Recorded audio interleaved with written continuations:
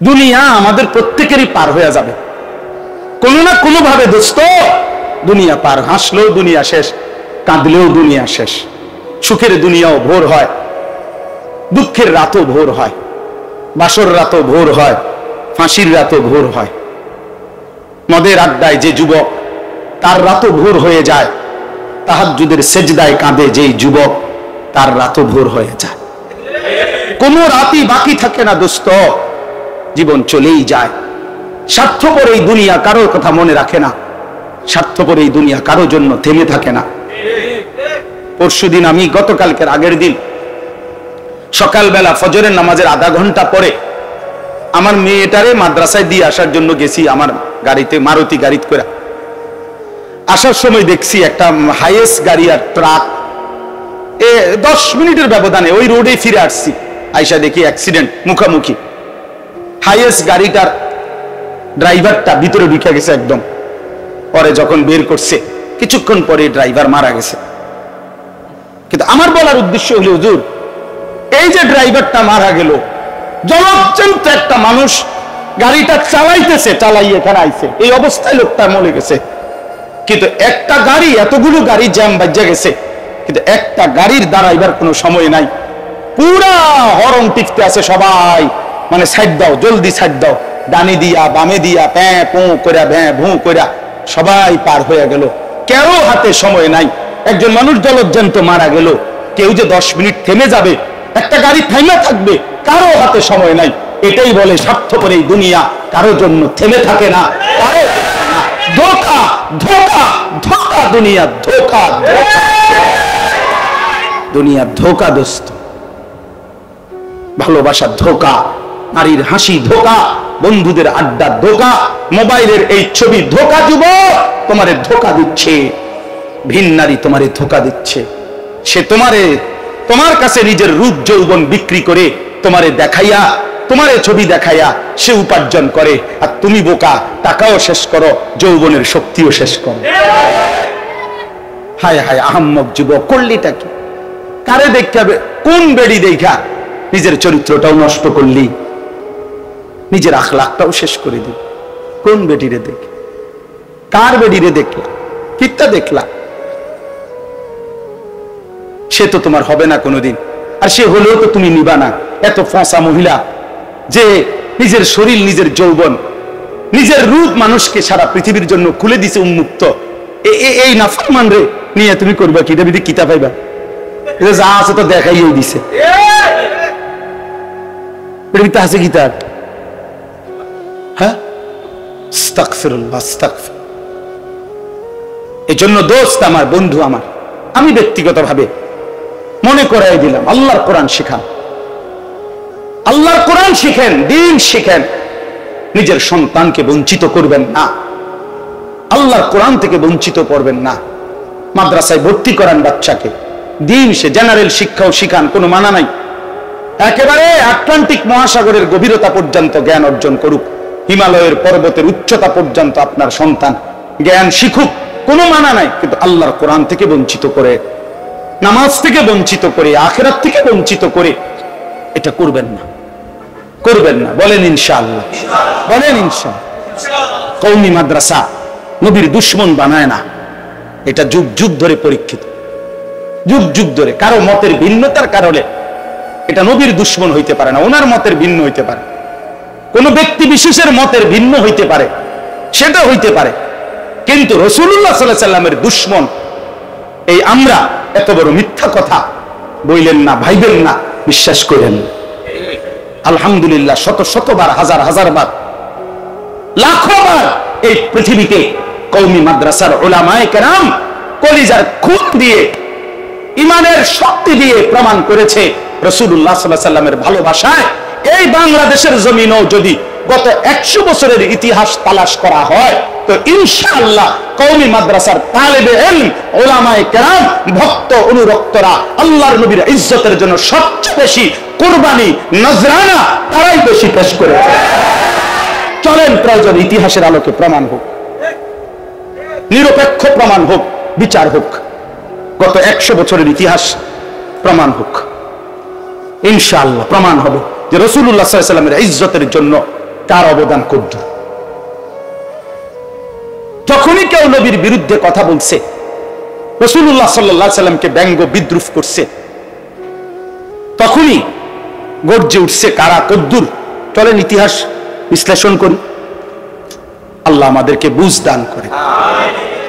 আমার সর্বশেষ কথা হলো, আমি যেখান থেকে কথা শুরু করছিলাম, ওই ছোট দুইটা বাচ্চা মূলত শুরুতেই মোবাইল দিয়া ভিডিও করতেছিল। এই মূলত ওদের ওইখান থেকে আমার এতগুলো কথা। অর্থাৎ ওই মা বাবা বা ওই অভিভাবক যেই হোক, যিনি ওই বাচ্চা দুইটার হাতে বড় মোবাইলটা দিল, উনি জালেম, উনি অবুঝ। ওই বাচ্চা অবুঝ না, যে তার হাতে দিছিল উনি মূলত অবুঝ। উনি বুঝলো না যে সন্তানকে গড়তে হয়। আমরা মনে করছি শুধু বাজার সদাই, ভাত মাছ চাল ডাল, ফ্রিজ এসি, সোফা খাট পালং, দালান ওয়াল, বিল্ডিং টাইলস, এটাই হলো ঘর সংসার পরিবার, স্ত্রী সন্তানের লালন পালন, এগুলোর ব্যবস্থা করা। না রে বাপ, এগুলোরে সংসার বলে না। সংসার বলে মানুষকে। মানুষকে স্ত্রী সন্তানের সেজদা, ঈমান, আমল, আখিরাত, এটা হলো সংসার, এটা হলো খেদমত, এটা হলো মূল কাজ। এদের ঈমান, এদের আমল, এদের আখিরাত, এদের নামাজ। যে ব্যক্তির ঘরে স্ত্রী সন্তান নামাজ পড়ে না, যার ছেলে মেয়ে ফজরের নামাজ পড়ে না, যে ঘরে রঙিন টেলিভিশনে রাতের 1টা পর্যন্ত নাচ গান, নাটক, সিনেমা, নর্তকীর ছবি, হিন্দি সিরিয়াল চলে, যে ঘরের সব আপনার আল্লাহর নাফরমানিতে পাল্লা দিচ্ছে, কেউ বিড়ি খায়, কেউ সিগারেট খায়, কেউ রুমে রুমে মোবাইল টিপে, নারী দেখে, নাচ দেখে, ছবি দেখে, ফজরের নামাজ কেউ পড়ে না, টেলিভিশন চলছে বছরের পর বছর। আল্লাহর কসম, ওই সংসার মূলত সংসার না, ওইটা বিরান ঘর, মরুভূমি ছাড়া আর কিচ্ছু না। ওইটা বিরান ঘর, আলগা ঘর, যে ঘরে মানুষ থাকে না। মানুষ থাকে ওই ঘরে যে ঘরে মালিকের সেজদা হয়, আল্লাহর জিকির হয়, আল্লাহর গুনামি হয়, আল্লাহর বন্দিগি হয়। আপনি যুদ্ধ করেন, আপনি উপার্জনের জন্য তো অনেক কষ্ট করেন, 2টা টাকা কামাই করানোর জন্য তো কত পলিসি প্রয়োগ করেন, ছেলেটাকে নামাজি বানানোর জন্য আরো ফিকির করেন, মেয়েটাকে পর্দানশীল বানাবার জন্য আরো কি পদ্ধতি হইতে পারে সেটা ফিকির করেন, স্ত্রীর পর্দানশীল হওয়ার জন্য আরো কি করা যায় ওটা চেষ্টা করেন, ওইটা চেষ্টা করে। যুবক ভাই, তোমরা ভেবে দেখো ভাইয়া, কেন নামাজ পড়বা না? কেন নামাজ পড়বা না? তোমরা কেন নামাজ পড়বা না? কেন আল্লাহকে নারাজ করছো? প্রিয় ভাই, শেষ পর্যন্ত এটা মনে রাখতে হবে, যদি মা বাবাও খবর না নেয়, তারপরও তো তুমি নিজে তো আল্লাহর হিসাব থেকে মুক্তি পাবা না। আমি তুমি প্রত্যেকেই তো আমরা আল্লাহর সামনে একাকী দাঁড়াইতে হবে কিনা বলেন? তো তখন কি হবে আমাদের? তখন আমাদের কি হবে? আল্লাহ আমাদেরকে বুঝ দান করেন। দেখেন এবার তরজমাটা শুনেন। আয়াতের 16 নম্বর পারা, 19 নম্বর সূরা, সূরা মরিয়ম। এই সূরার 59, 60 2টা আয়াত আমি পড়ছি। এবারে শুধু তরজমা বলি সংক্ষেপে।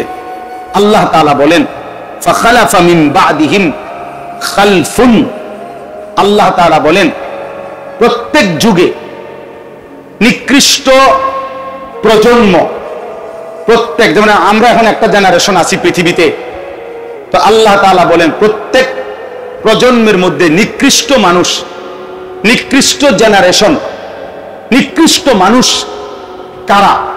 আল্লাহ তাআলা বলেন, আদাউস সালাহ, প্রতিনিয়ত যারা তাদের নামাজকে নষ্ট করে দেয়, ওয়াত্তাবাউস শাহাওয়াত, এবং যারা প্রতিনিয়ত নিজের মনের চাহিদার অনুসরণ করে। আল্লাহ তাআলা কোরআনে বলছে সে হচ্ছে খালফুন। আরবিতে খালফুন অর্থ হলো মন্দ প্রজন্ম, আর খালাফুন অর্থ হলো উত্তম প্রজন্ম। শুধু একটা জবর আর সাকিনের পার্থক্য। লামের মধ্যে যদি জবর হয় তাইলে হবে উত্তম জেনারেশন, আর লামের মধ্যে যদি সাকিন হয় খালফুন তাহলে হলো মন্দ জেনারেশন।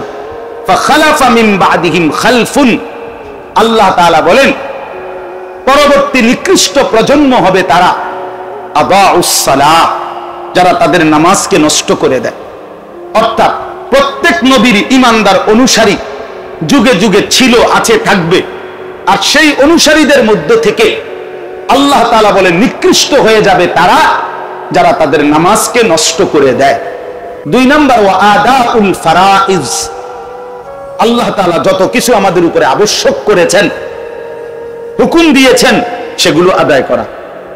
3 ওয়াল ইক্তিদাউ বিন নবী সাল্লাল্লাহু আলাইহি ওয়াসাল্লাম, সব কাজে প্রিয় নবী সাল্লাল্লাহু আলাইহি ওয়াসাল্লামকে অনুসরণ করা।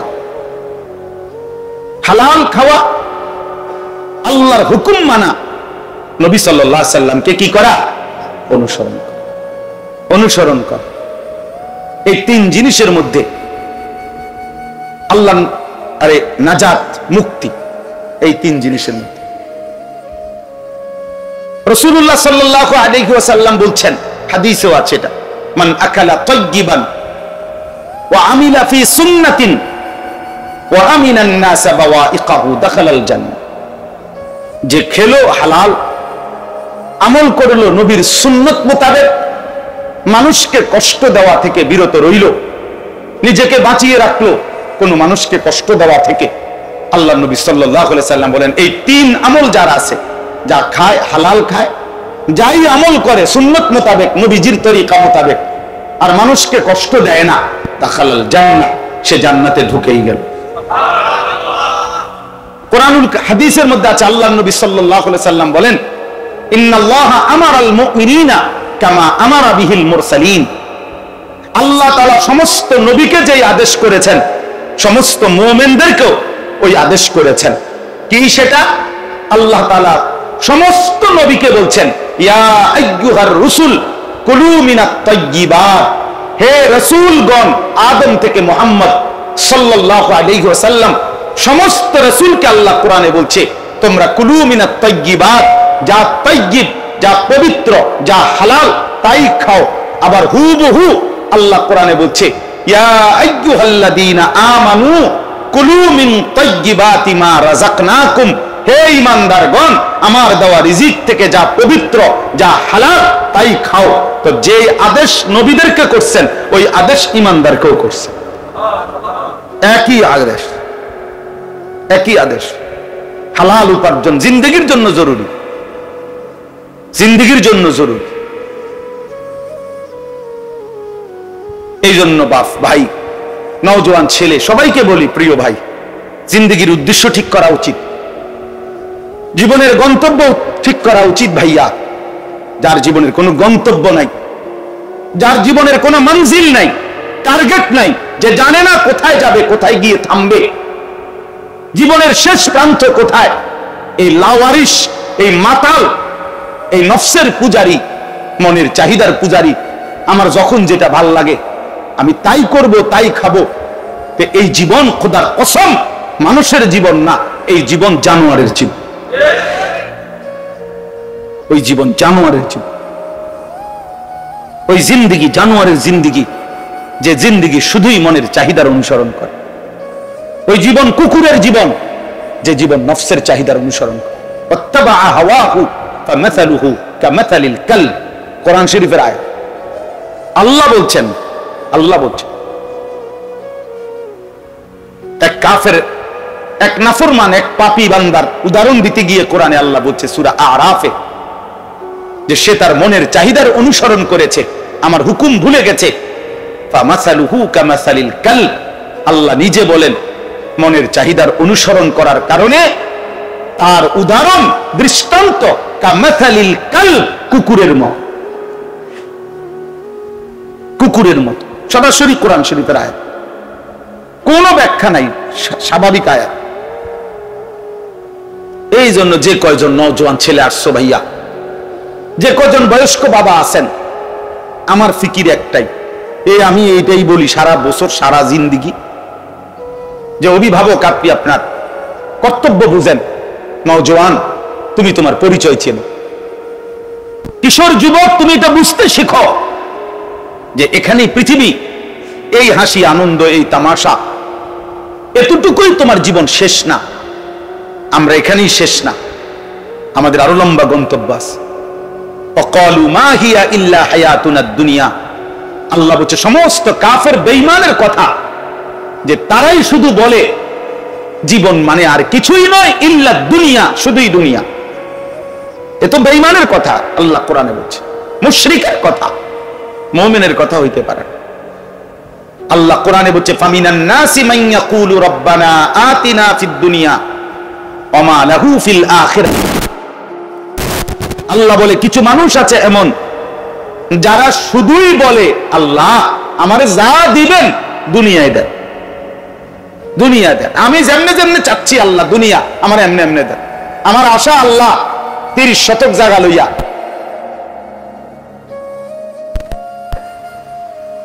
আমার আশা 4 তলা বিল্ডিং এর কাম আগামী 1 বছরের ভিতরে শেষ করবো, আল্লাহ আমনে দেন।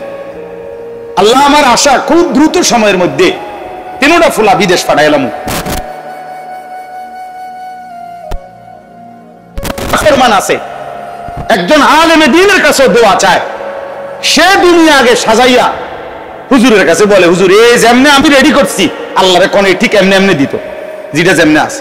এই যে আমার দোকান এটা রেডি করছি হুজুর, এইভাবে দোকানের মাল দিয়ে উঠাইছি, কোম্পানি আমার এইভাবে মাল দেয়, আমি কোম্পানির মাল টাকা শোধ করি, কোম্পানি আমার এই সুযোগ সুবিধা দেয়, হ্যাঁ এখান দিয়ে টেলিভিশনটা রাখছে কোনা দিয়া, কথা বুঝছেন না? এই হুজুর যেমনে যেটা রাখছি, এখন কোম্পানির মাল দিচ্ছে, আমি নিচ্ছি, বেচা কিনা করতেছি, কোনটা হালাল কোনটা হারাম, কোনটা জায়েজ কোনটা না জায়েজ, এত কিছু আমনে টোয়াইয়েন না, আমনে শুধু যেমনে আছে দোকান এমনের উপরে এই টাকা 200 দিলাম, আমনে শুধু আল্লাহরে কোন এটার মধ্যে বরকত দিত, এটা এটা ঠিক যেমনে আছেন চাইয়েন, কোনো লটসর যাতে না হয়। খাস খাস করে দোয়া করে দেন হুজুর আল্লাহ যেন আমার এটার মধ্যে বরকত দেয়, আমার ঘরে টেলিভিশন চলবে আল্লাহ যেন বরকত দেয় 100 টাকার ভিতরে, আমার সাধুয়ানে কি চলবে, বেডির নাচ চলবে, আল্লাহরে কোন এই নাচের মধ্যে বরকত দিত। নাউজুবিল্লাহ, নাউজুবিল্লাহ।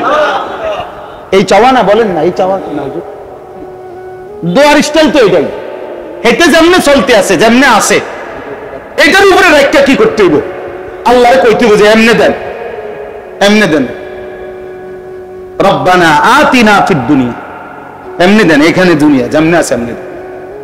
আমি হুজুর আল্লাহর রহমতে 12 লাখ টাকা চাইছে তারা, আমি 6 লাখ আসিল, 3 লাখ কিস্তি লইছি, আরো 2 লাখ কি সুদে লইছি, এ সব মিলাইয়া 12 লাখ টাকা মিলাইছি। আমনে খাস করে দোয়া করে দেন খোলাগারে বিদেশ পাঠামু, আল্লাহ যেন বরকত দেন। কি কি দোয়া করতে হুজুরে, মানে আল্লাহ তার সুদে বরকত দেন, তার কিস্তিতে বরকত দেন, তো কি দোয়া করতে? দোয়া তো করা উচিত আল্লাহ তার উপরে যেন ঠাডা পড়ে, তার মানে যেন আসমান ভেঙে পড়ে। বলেন কিসের উপরে দোয়া চাচ্ছেন আপনি? হারামের উপরে কেমনে মুসলমান দোয়া চায়, সুদের উপরে কেমনে দোয়া চায়, কিস্তির উপরে দোয়া চায় কেমনে, কিস্তির উপরে দোয়া চায়। বদনসিব মুসলমান এটা বুঝেও না যে হালাল হারামের গুরুত্বটা কি, হালাল হারামের গুরুত্বটা কি। আফসোসের বিষয় মিয়া, আফসোসের বিষয়।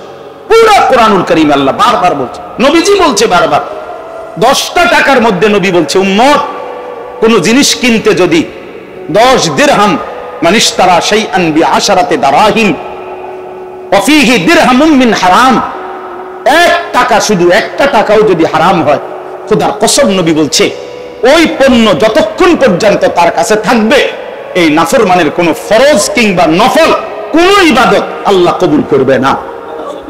আপনি জিজ্ঞাসা করেন, 2 পাশে 2 জন বুজুর্গ আলেম আছে, ওনারে জিজ্ঞাসা, 1 দিরহাম 9 দিরহাম হালাল, হারাম শুধু 1 টাকা, ওই 1টি টাকা হারামের কারণে আল্লাহ নবী সাল্লাল্লাহু আলাইহি সাল্লাম বলছেন তার কোন ইবাদত আল্লাহ কবুল করবে, ফরজ না নফল ইবাদত। কি হবে সেই মানুষটার দশা, কি হবে আখিরাতের দশা? জীবন মানে শুধুই উপার্জন না, জীবন মানে ইবাদত। ইউরোপ আমাদেরকে শিখাইছে, বস্তুবাদী এই দুনিয়া আমাদেরকে শিখাইছে জীবন মানেই উপার্জন। পড়ালেখাও সিদ্ধান্ত নিছে কি পড়ালেখা করলে, কেমনে পড়ালেখা করলে উপার্জন ভালো হবে, কামাই ভালো হবে। মুসলমান মার কলিজার মধ্যে এটা, বাবার কলিজার মধ্যে এটা। কি পড়াইলে আমার ফুতে ভবিষ্যতে বেশি পয়সা কামাই করব, টাকা পয়সা রোজগার করতে পারবে, তার মানে জীবন মানে উপার্জন না। না, একজন মুসলমানের বোঝা উচিত জীবন মানে ইবাদত। জীবন মানে কি বলেন না? ইবাদত। জীবন মানে ইবাদত, জীবন মানে উপার্জন না। আজকে আমরা মুসলমান, আমরা আমাদের বাচ্চাদেরকে, আমাদের ছোট ছোট সন্তান মুসলমানের, তাদেরকে আল্লাহর কোরআন শিখাবার জন্য দিবানিশি আমাদেরকে আহাজারি করতে হয়। আপনাদেরকে বলতে হয় বারবার যে মা আপনার বাচ্চাটাকে দিন শিখান, বাবা আপনার বাচ্চাটাকে দিন শিখান। আফসুস মিয়া, কথা তো এই ছিল না। কথা তো ছিল এই যে মুসলমানের বাচ্চা তো অটোমেটিকলি দিন শিখবে, আল্লাহর কোরআন শিখবে। এটা তো উচিত। আমি তো কত সময় এটা আফসুস করি, 12 বছর 14 বছর 16 বছর ছেলেটা মুসলমানের বাচ্চা কত পড়ালেখা করলো, আহা এত কিছু পড়লো দুনিয়ার কয়টা ভাত মাছের জন্য, কিন্তু 18 বছর পড়ার পরেও সে এক লাইন আল্লাহর কোরআন শরীফ পড়তে পারে না, সহি শুদ্ধ কোরআন শরীফটা দেখে দেখেও পড়তে পারে না। আরে বদনসিব, তুই পড়লি কি? কি বাতের লাগিয়ে এত পড়া পড়লি? ওই বাত তো আমরা এমনি খাই, ওই কামাই রোজগারি তো আমরা এমনও হয়। তুমি কি এত বেশি কামাই করে লাইলা যার জন্য কোনদিন আল্লাহর কোরআন শিখতে পারলা না? তুমি কেমন দুনিয়া কামাই করে ফেললা যেটুকুর জন্য এক ওয়াক্ত নামাজ পড়ার সুযোগ মিলল না? আফসুস। এজন্য যে কয়জন বাবা আছেন, যে কয়জন মা বোন আছেন, আমি অনুরোধ করি নিজেদের সন্তানকে দিন শেখান, আল্লাহর কোরআন শেখান। আমাদের এই প্রতিটা কওমি মাদ্রাসা আলহামদুলিল্লাহ বছর পর বছর, আজকে 160 বছর, একদিন দুই দিন না, 160 বছর ধরে এই ভারতীয় উপমহাদেশে কওমি মাদ্রাসা 160 বছর ধরে যুগে যুগে মুসলমানের বাচ্চাদেরকে বিশুদ্ধ কোরআন শিখানো, সহি শুদ্ধ কোরআন, নামাজ এই শিখানোর ক্ষেত্রে আলহামদুলিল্লাহ এটা চ্যালেঞ্জ। কওমি মাদ্রাসার চাইতে বেশি খেদমত এই পৃথিবীতে আর কেউ করে নাই। এই করতে গত 160 বছরের চ্যালেঞ্জ করলে, হ্যাঁ, যে আল্লাহর কোরআন বিশুদ্ধ পড়ে, 1 বছরের বাচ্চাকে যেই মাদ্রাসা আল্লাহর কোরআন শুদ্ধ শিখায়, 100% কোরআন শরীফ শুদ্ধ করে, সে বুঝি ওয়াহাবি হয়, সে বুঝি নবীর দুশমন হয়? এত বড় মিথ্যা কথা যে বলছে, সেও জালেম, যে বিশ্বাস করছে সেও জালেম। বেটা মিথ্যুক, বেটা মিথ্যাবাদী, তুই বেটা মিথ্যা। যার জবানে আল্লাহর কোরআন শুদ্ধ, যে সেজদা দেয় ঠিক মতো, যে মেসওয়াক করে, যে দাড়ি রাখে, যার স্ত্রী পর্দা করে, যার ঘরে টেলিভিশন চলে না, যে সুদ খায় না, যে মিথ্যা বলে না, সে নবীর দুশমন হবে কেন? বেঈমান। একটা কথা বললেই হলো নাকি? হ্যাঁ, ওয়াহাবি কি? ওয়াহাবি কি অর্থ কি? কে বললো তোমারে যে ওয়াহাবি মানে গালি? এটা তোমারে শিখাইলো কে? কিভাবে শিখলেন আপনি? কেমনে বুঝলেন? ওয়াহাব তো আল্লাহর নাম, আল্লাহর নাম গালি হয় কেমনে? কথা বলেন না কেন? খোদার কসম, ওয়াহাব আল্লাহর নাম। কার নাম? ইন্নাকা আনতাল ওয়াহাব, তো কোরআন শরীফের আয়াত। মানুষ তো শেষে ইয়া লাগাইয়া ওই বস্তুর দিকে, ওই জিনিসের দিকে, ওই নামের দিকে নিসবত করে, সম্বন্ধ করে। অমুক চাঁদপুরি, ঠিক না? অমুক নামের সাথে এরকম লেখে না তো? তাইলে আমার নাম আশরাফি, আমার আব্বার নাম আশরাফ, মাওলানা আলী আশরাফ, তাহলে আমি আনিসুর রহমান আশরাফি। ওই যে আমার ছোট ভাই এখানে আছে, মাওলানা আতিকুর রহমান আশরাফি। তাহলে আশরাফি মানে আমি আশরাফের ফুত, আমার বাবার দিকে আমার নিসবত করলো। তাইলে ওয়াহাব শব্দটার সাথে যে ইয়া মিলাইলাম, ওয়াহাবি, এ তো আল্লাহর সাথে মিলানো হলো। কেউ রে রব্বানি বলে মানে আল্লাহওয়ালা, কেউ রে ওয়াহাবি বলে মানে আল্লাহওয়ালা, কেউ রে হক্কানি বলে মানে হক মান্যওয়ালা। এই জন্য ধাক্কা ধাক্কির দরকার নেই, কোন ধাক্কার দরকার নেই। আপনি ইনসাফ করেন, ইনসাফ, ইনসাফ করেন, ইনসাফ করেন।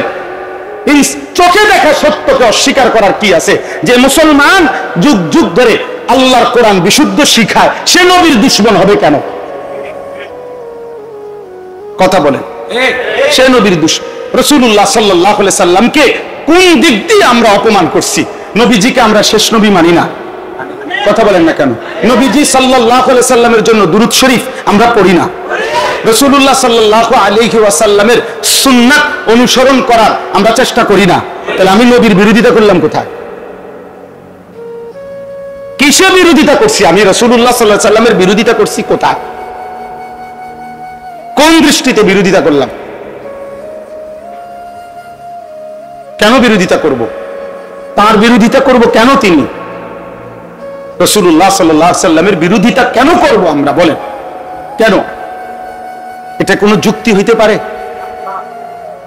কোন বিষয়ে যদি, আচ্ছা ধরে নেন, কোন বিষয়ে যদি দুইটা মত থাকে, তো এরকম তো অসংখ্য দ্বীনি বিষয়ের মধ্যে একাধিক মত আছে, তো সেই কারণে আপনি অপ্রকাশ্যে গালি দিবেন? হ্যাঁ, এটা বুঝি কথা হইল?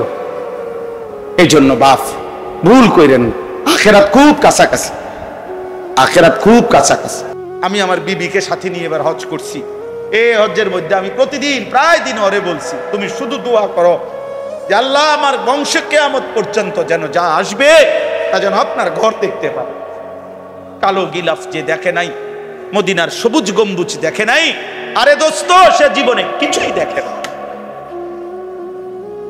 ওই চোখ কিছুই দেখে না, ওই চোখ কিছু দেখেই নাই যে মালিকের ঘর দেখে, যে রসুলের রওজা দেখে নাই। 53 বছর, 50 বছর, 40 বছর সকাল দুপুর সন্ধ্যা, হায় মোমেন যে রসুলকে স্মরণ করলা, তার সামনে একটাবার যাইয়া দাঁড়াইতে পারলা না। টাকাই মিল হয় না, 5 লাখ টাকাই ব্যবস্থা হয় না। 3 ফুট বিদেশ পাঠাইছে, 3 12 36 লাখ টাকা ব্যবস্থা হয়েছে, মাগার 6 লাখ টাকার ব্যবস্থা। যাইলাম হইলে কিন্তু আল্লাহ যদি লো আয়, যাইলাম কোথায় কোথায়, তারপরে কোথায় বিড়ি খায় আর কোথায় যাইলাম হইলে জি ফুট তো হুজুর আল্লাহ আল্লাহ করে 3 ফুট বিদেশ পাঠাইছি, তা করে যদি খোদায় লো আয়, তারাই যদি কোনোদিন ফাড়ায়, বাবা আলাপ মারে না, টাঙ্গাইয়া ফিটবো মনে রাখেন চাচা, একদম টাঙ্গাইয়া ফিটবো। আমি বললাম রাগ হইয়েন না, যার উপরে হজ ফরজ সে যদি হজ না করে মারা যায়, খোদার কসম নবী বলছে ওইটা হয় ইহুদি মরছে নয় খ্রিস্টান মরছে, কিন্তু মুসলমান মরে না। এর চাইতে বড় কথা হইতে পারে? আল্লাহ আমাদেরকে মাফ করে দেন। এজন্য সন্তানের বিদেশের টাকা দিয়া সন্তান রোজগার করে এরপর আপনার হজে পাঠাবে এটা না, আপনি নিজে ফিকির করেন, আপনি ফিকির করেন, এই কলিজা ভরে কাঁদেন, চোখের পানি ফেলবেন, আল্লাহ আপনার বন্ধুর কাছে আমি যাব কখন, আপনার ঘর আমি দেখব কখন, এত মানুষ আপনার ঘর দেখলে আমি দেখব না কেন? দেখবেন আল্লাহ তাআলা ব্যবস্থা করে, আল্লাহ সবাইকে তৌফিক দান করেন। এরপরে আল্লাহ বলেন ওয়ামিনহুম মান ইয়াকুলু রাব্বানা আতিনা ফিদ দুনিয়া হাসানা ওয়া ফিল আখিরাতি হাসানা ওয়া কিনা আযাবান নার। এই শেষ কথাটা শুনেন, আল্লাহ বলেন কিছু মানুষ আছে এমন, যারা তাদের দোয়াটা করতে গেলে এভাবে বলে যে আল্লাহ তামাম দুনিয়া আমি চাই না, আমার পছন্দ মতো দুনিয়া আমি চাই না, বরং যা উত্তম, যা হালাল, যা পবিত্র দুনিয়া আমারে শুধু ওইটাই দেয়। হাসানা, হাসানা, আমি হাসানা চাই, আল্লাহ সবটা দুনিয়া আমি চাই না, আমি পবিত্রটা চাই, আমি হালালটা চাই, আমি উত্তমটা চাই। ওয়াফিল আখিরাতি হাসানা, আখিরাতেও উত্তমটাই চাই, দুনিয়াতেও উত্তমটাই চাই। ওয়া কিনা আযাবান নার, আর কিছু দেন আর না দেন জাহান্নাম থেকে মাফ করে দেন। রব্বুল আলামিন বলে উলাইকা লাহুম নাসিবুম মিম্মা কাসাবু।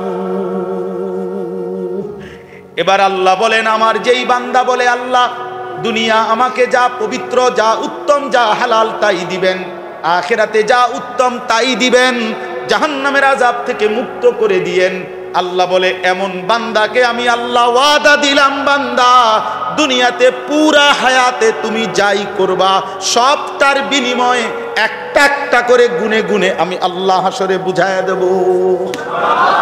তোমার সেজদার বিনিময়ে দেব, ব্যবসার বিনিময়ে দেব, চাকরির বিনিময়ে দেব, তোমার স্ত্রী মিলনের বিনিময়ে দেব, সংসার পালনের বিনিময়ে দেব। বুঝেন নাই কথাটা? এবার আমি তোমার সবটার বিনিময় দেব, নামাজের বিনিময়ে দেব, সংসার করছো যে এটার বিনিময়ে দেব। কারণ তুমি তো আমার কাছে পবিত্রটা চাইছিলে, হালালটা চাইছিলে। যে দুনিয়ায় হালাল চায়, আখেরাতে হালাল চায়, আল্লাহ তাআলার পবিত্রতা চায়। আল্লাহ বলে আমি তার যা করছে দুনিয়ায় সবকিছুর বিনিময় দেব। তার ঘুমেরও বিনিময় দেব, তার সজাগ থাকারও বিনিময় দেব, তার সংসার করার বিনিময়ে দেব, বাজার করার বিনিময়, সব নেকি, সব নেকি। আল্লাহু সারিউল হিসাব। আল্লাহ বলেন আর শোনো, আল্লাহ বড় দ্রুতই হিসাব গ্রহণকারী। অর্থাৎ আল্লাহ তাআলা দ্রুত হিসাব গ্রহণকারী। অর্থ হলো আল্লাহ বলেন আমি জান্নাতীর জান্নাত খুব দ্রুতই বুঝায় দেব, জাহান্নামের জাহান্নাম খুব দ্রুতই কি বুঝায়। নেককারের পুরস্কারও জলদি দিয়ে দেব, নাফরমানের শাস্তিও দ্রুতই দেব। প্রিয় ভাই আমার, এবার কি হলো কথা? কথা হলো এক নাম্বার, প্রথম যেখান থেকে শুরু হয়েছে কথা, প্রথম ছিল এই কথা যে অপরের জন্য দুনিয়ায় কিছু জায়গা কোনো কারণে প্রয়োজনে ছেড়ে দিলে কি লস নাই? ছেড়ে দিলে কি নাই? লস। আত্মীয়র জন্য ছেড়ে দিলে আরো ভালো। আর এর বরকত কি হবে? আল্লাহ দিল কি করে দিবে? প্রশস্ত। দিল প্রশস্ত করে দেওয়া মানে হলো আগের চাইতে মোটা তাজা হয়ে যাওয়া নাকি? না, মানে অন্তরের ভিতরে আল্লাহ একটি আলো দান করবে, যেই আলোর বরকতে সে জান্নাতের রাস্তায় চলা সহজ হয়ে যাবে। দুই নাম্বার কথা আমরা বলছি, প্রিয় নবী সাল্লাল্লাহু আলাইহি ওয়াসাল্লামের উম্মত হয়ে তার 23 বছরের রক্ত পানি, চোখের পানির বরকতে বিনিময়ে যদি একটু লজ্জা, একটু অনুভূতি থাকে, তো আমাদের উচিত আল্লাহ তাআলাকে সেজদা করা, 5 ওয়াক্ত নামাজ পড়া। 3 নাম্বার কথা হলো আল্লাহ তাআলার স্মরণ একজন বান্দার সার্বক্ষণিক ডিউটি। আল্লাহ চায় বান্দা যেখানেই থাকো আমাকে নিয়েই থাকো, আমার নাম নিয়ে থাকো। যেন আল্লাহ বলতেছে, আল্লাহ যেন বলতেছে বান্দা নামাজ পড়ো, আরে বাথরুমে যাচ্ছ, আচ্ছা ঠিক আছে, বাথরুম টয়লেটে ঢুকতেছ, দাঁড়াও দাঁড়াও একটু দাঁড়াও, আমার নাম, আমার নাম, হ্যাঁ, বিসমিকা আল্লাহুম্মা ইন্নী আউযু বিকা মিনাল খুবুসি ওয়াল খাবাইস। বাথরুম থেকে বের হইছো, আল্লাহ যেন বলে বান্দা আমার নাম নাও। গুফরানাকাল হামদুলিল্লাহিল্লাযী আযহাবা আন্নিল আদা ওয়া আফানি। বান্দা খাইতে বসছে, আল্লাহ যেন ডাক দিয়ে বলে থামো, আমার নাম নাও। বিসমিল্লাহি ওয়া আলা বারাকাতিল্লাহ।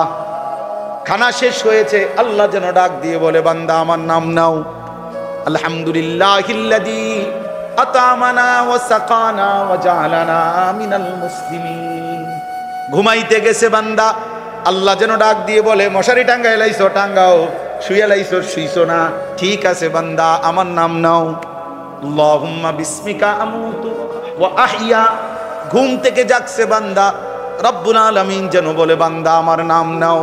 আলহামদুলিল্লাহিল্লাযী আহইয়ানা বাদামা আমাতানা ওয়া ইলাইহিন নুশুর। রব্বুল আলামিন বলে বান্দা খাইতে ঘুমাইতে উঠতে বসতে চলতে ফিরতে যখন যেখানেই থাকো বান্দা, আমি চাই তুমি আমার নাম নাও বেশি বেশি। ফাইজা কুদিয়াতিস সালাতু ফান্তাশিরু ফিল আরদ ওয়াবতাগু মিন ফাদলিল্লাহ ওয়াযকুরুল্লাহা কাসীরা লাআল্লাকুম তুফলিহুন। বেশি বেশি আমার নাম নিবা, আমি আল্লাহ ওয়াদা দিলাম নিশ্চিত তুমি সফল হবে, কামিয়াব হবে, জান্নাতি হবে। এই জন্য প্রত্যেক সময়ে যে ব্যক্তি দোয়া পড়ে, এটা একটা সহজ কৌশল।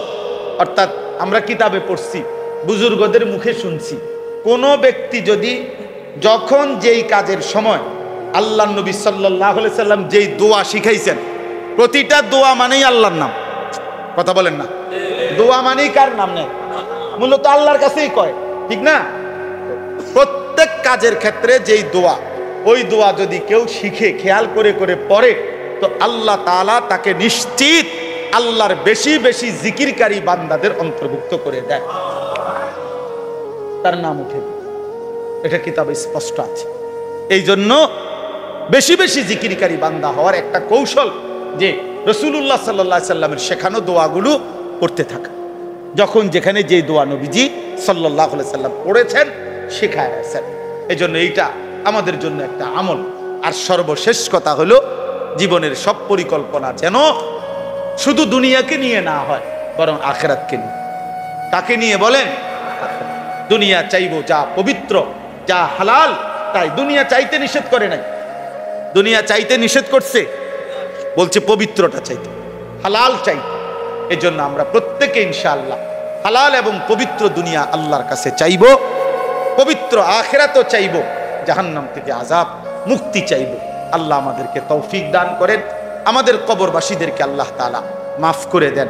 যত কিশোর যুবক বাবা তোমরা আসছো, প্রিয় ভাই আমার, আজকের থেকেই শুরু করো, এশার নামাজ পড়ো, মুনাফিক হইও না দোস্ত। নামাজের ওয়াক্তে এভাবে চলে যাওয়া আরেক দিকে, এটা সুস্পষ্টভাবে মুনাফিকের চিহ্ন। আল্লাহর পক্ষে ডাক দিলে সেখান থেকে সরে যাওয়া, এটা মুনাফিকের চিহ্ন। এজন্য মুসলমানের জন্ম নিয়ে এত বড় নাফরমান হইও না। শরায়েত, শর্তাবলী, নিয়মাবলী এটাকে যথোপযুক্ত ভাবে আদায় করে না। 3, নামাজ যে জামাতের সাথে পড়ে না, মুফাসসিরিনে কেরাম বলে সে মূলত নামাজকে নষ্ট করে ফেলে। এখন যে নামাজ পড়েই না টোটাল, ওইতে কোন প্রজন্মের ওই মানুষের কোন দলভুক্তই না, এই প্লাস্টিকের কোনো পরিচয়ই নাই, এই ফালতুর কোনো পরিচয় নাই। যার কপালে সেজদা নাই, নাফরমান, তোর কোনো পরিচয়ই নাই। তুই মানুষও না, গরু ছাগলও না, বেটা প্লাস্টিকও না, কিচ্ছু না। এটা কিছুই না, এটা কোনো জাতের না, এটার কোনো পরিচয়ই নাই, এর কোনো পরিচয়ই নাই, ওর কোনো পরিচয়ই নাই। যার কপালে সেজদা নাই, ইনসানের খাতায় তার কোনো নাম নাই, সেজদাবিহীন। আল্লাহ কোরআনে বলছেন, আল্লাহকে চোখ থাকার পরও যে দেখে না, আল্লাহর কথা যে কান থাকার পরও শুনে না, আল্লাহকে নিয়ে যেই অন্তর ভাবে না, খোদার কসম ভাইয়া আল্লাহ স্পষ্ট বলছে, উলাইকা কাল আনআম, ওই চতুষ্পদ জন্তু, ওই জানোয়ার, ওই জানোয়ার। কাজে রাগ করার কোনো সুরত নাই, রাগ করলে কোনো অসুবিধাও নাই, আল্লাহ বলছেন। অতএব এখানে আল্লাহ তাআলা স্পষ্ট বললেন, ওই মানুষ নিকৃষ্ট মানুষ যে তার নামাজকে বিলম্ব করে, ওই মানুষ নিকৃষ্ট মানুষ যে নামাজের পূর্ণ নিয়ম কানুন ঠিকমতো আদায় করে না, রুকু দেয় না ঠিকমতো, সেজদা দেয় না ঠিকমতো, নামাজের মধ্যে যে শারায়েত ফারায়েজ ওয়াজিবাত আছে এগুলো যথোপযুক্ত ভাবে আদায় করে না, ওই নিকৃষ্ট মানুষ। নামাজকে জামাতের সাথে আদায় করে না। আমি নিজে তাফসিরে মাআরিফুল কোরআনে পড়ছি, হযরত হুযায়ফা রাদিয়াল্লাহু তাআলা আনহুর জামানায় সাহাবী, উনি একজন লোককে দেখছেন নামাজের মধ্যে নামাজের রুকু সেজদা সে ঠিকমতো দিচ্ছে না, আল্লাহর কসম তাফসিরে আছে। উনি তাকে ডাক দিয়ে বললেন, এমন নামাজ তুমি আজকে কত বছর ধরে পড়ো? তো সেই লোক বলছে, আমি আজকে 40 বছর ধরে এভাবেই নামাজ পড়ি। আল্লাহর কসম, রব্বে কাবার কসম। তাফসীরের মধ্যে লিখছে, হযরত হুযায়ফা রাদিয়াল্লাহু তাআলা আনহু বলছেন, মনে রেখো গত 40 বছরে তুমি কোনো নামাজ আদায় করো নাই। গত 40 বছরে কি করো নাই? তুমি মূলত কোনো নামাজই আদায় করো। তাইলে বলে আমাদের হালাত কোথায়? আমাদের হালাত কোথায়? যারা ঠিকমতো রুকু দেয় না, ঠিকমতো সেজদা দেয় না, ঠিকমতো আত্তাহিয়াতু পড়তে পারে না, ঠিকমতো দোয়ায়ে মাসুরা পড়তে পারে না, ঠিকমতো দুরূদ শরীফটা পড়তে পারে না, ঠিকমতো 4টা সূরা পড়তে পারে না, সহি শুদ্ধভাবে আলহামদুলিল্লাহ সূরাটাও পড়ার প্রয়োজন। একটা মানুষ বুঝি 40 বছরেও 4টা সূরা ঠিক করতে পারে না, এটা কথা? এটা একটা মুসলমান? একটা মুসলমান বুঝি 60 বছরেও এটা আপনি বুঝি আত্তাহিয়াতু এটা ঠিক করতে পারছেন না? আপনি কিতে আসলে? আপনি হুদা বাতে না খান, কীর্তেন ভাত খান, আপনি বনে না খাবেন চা দিয়া। বোঝেন নাই কথা? আস্তাগফিরুল্লাহ, আস্তাগফির। এই জন্য আল্লাহ তাআলা বলছেন, আদাউস সালাহ, নামাজকে নষ্ট করে দেয় সে নিকৃষ্ট খালফ প্রজন্ম। আর কি? ওয়াত্তাবাউস শাহাওয়াত, মনের চাহিদার অনুসরণ করে। যুবক ভাই, তোমরা নিজের সাথে মিলায় নাও ভাইয়া, তুমি এই সমাজের উত্তম মানুষ না অধম নিকৃষ্ট মানুষ, আল্লাহর কোরআন থেকে তুমি তোমারে মিলায় নাও। জীবনে যার নামাজ, কথা তো ছিল নামাজ সুন্দর করে পড়বে, কথা তো ছিল নামাজ সুন্দর করার কথা, সেখানে নামাজই পড়ে না, সুন্দর কি আবার? হয়তো নামাজই চিনে না, 10 ঘন্টা 5 ঘন্টা 8 ঘন্টা চলে যায়, একটা বারো রবের সেজদার কথা মনে পড়ে। আল্লাহ নবী সাল্লাল্লাহু আলাইহি সাল্লামের স্পষ্ট হাদিস, নবীজি বলছে যে নামাজ ত্যাগ করে হাসরের দিন তার হাসর হবে কি? ফিরাউন, নমরুদ, কারুন, হামান, উবাই ইবনে খালফ, এই নিকৃষ্ট, এই পৃথিবীর সবচেয়ে বড় নিকৃষ্ট কাফের বেঈমানদের সাথে তার হাসর।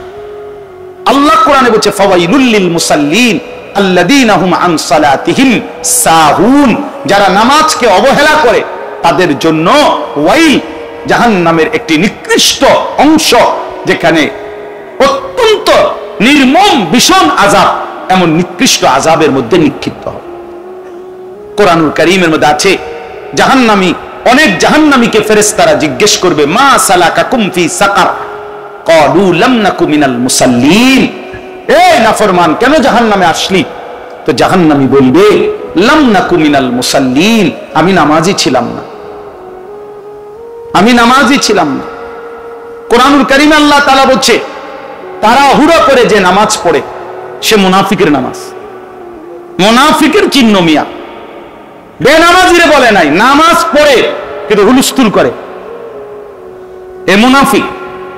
ইন্নাল মুনাফিকিনা ইউখাদিউনা আল্লাহ ওয়া হুয়া খাদিউহুম ওয়া ইযা কামু ইলাস সালাতি কামু কুসালা ইউরাউনা আন-নাসা লা ইয়াযকুরুনা আল্লাহ ইল্লা কালিলা। তো কোরআন শরীফের আয়াত, আল্লাহ বলছে যারা অলসভাবে নামাজ আদায় করে তারা মুনাফিক, যারা লোক দেখানো আমল করে তারা মুনাফিক, যারা আল্লাহর তাসবিহ সামান্য পরিমাণও আদায় করে না তারা মুনাফিক। মুনাফিক কোরআন শরীফের আয়াত। নবীজি বলছে তিলকা সালাতুল মুনাফিক, ওই নামাজ মুনাফিকের নামাজ। যে ব্যক্তি ইয়ারকুবু হাত্তা তাগরুবা শামস, সূর্য ডুবা পর্যন্ত অপেক্ষা করে, অতঃপর যখন সূর্য ডুবতে শুরু করে হাত্তা কানাত বাইনা কারনাই শাইতান কামা ফানাক্কারা আরবাআন, যখন সূর্য ডুবার সময় হয়ে গেছে এই সময় তাড়াহুড়া কইরা আসরের নামাজের 4 রাকাত কোন রকমে 4টা ঠোকর মারে, রাসূল বলে এটা মুনাফিকের নামাজ, মুনাফিকের নামাজ। তাইলে চিন্তা করে দেখেন মিয়া, বেনামাজি তো পরের খবর, নামাজ পড়ার পরও যদি অবহেলা করে, অলসতা করে, গাফলতি করে, সেই ব্যক্তিকেই নবীজি বলছে মুনাফিক। তো বেনামাজির হালাত কি? বেনামাজি কত নম্বরে পড়লো? বেনামাজির হিসাব কি? আল্লাহ আমাদেরকে মাফ করে দেন।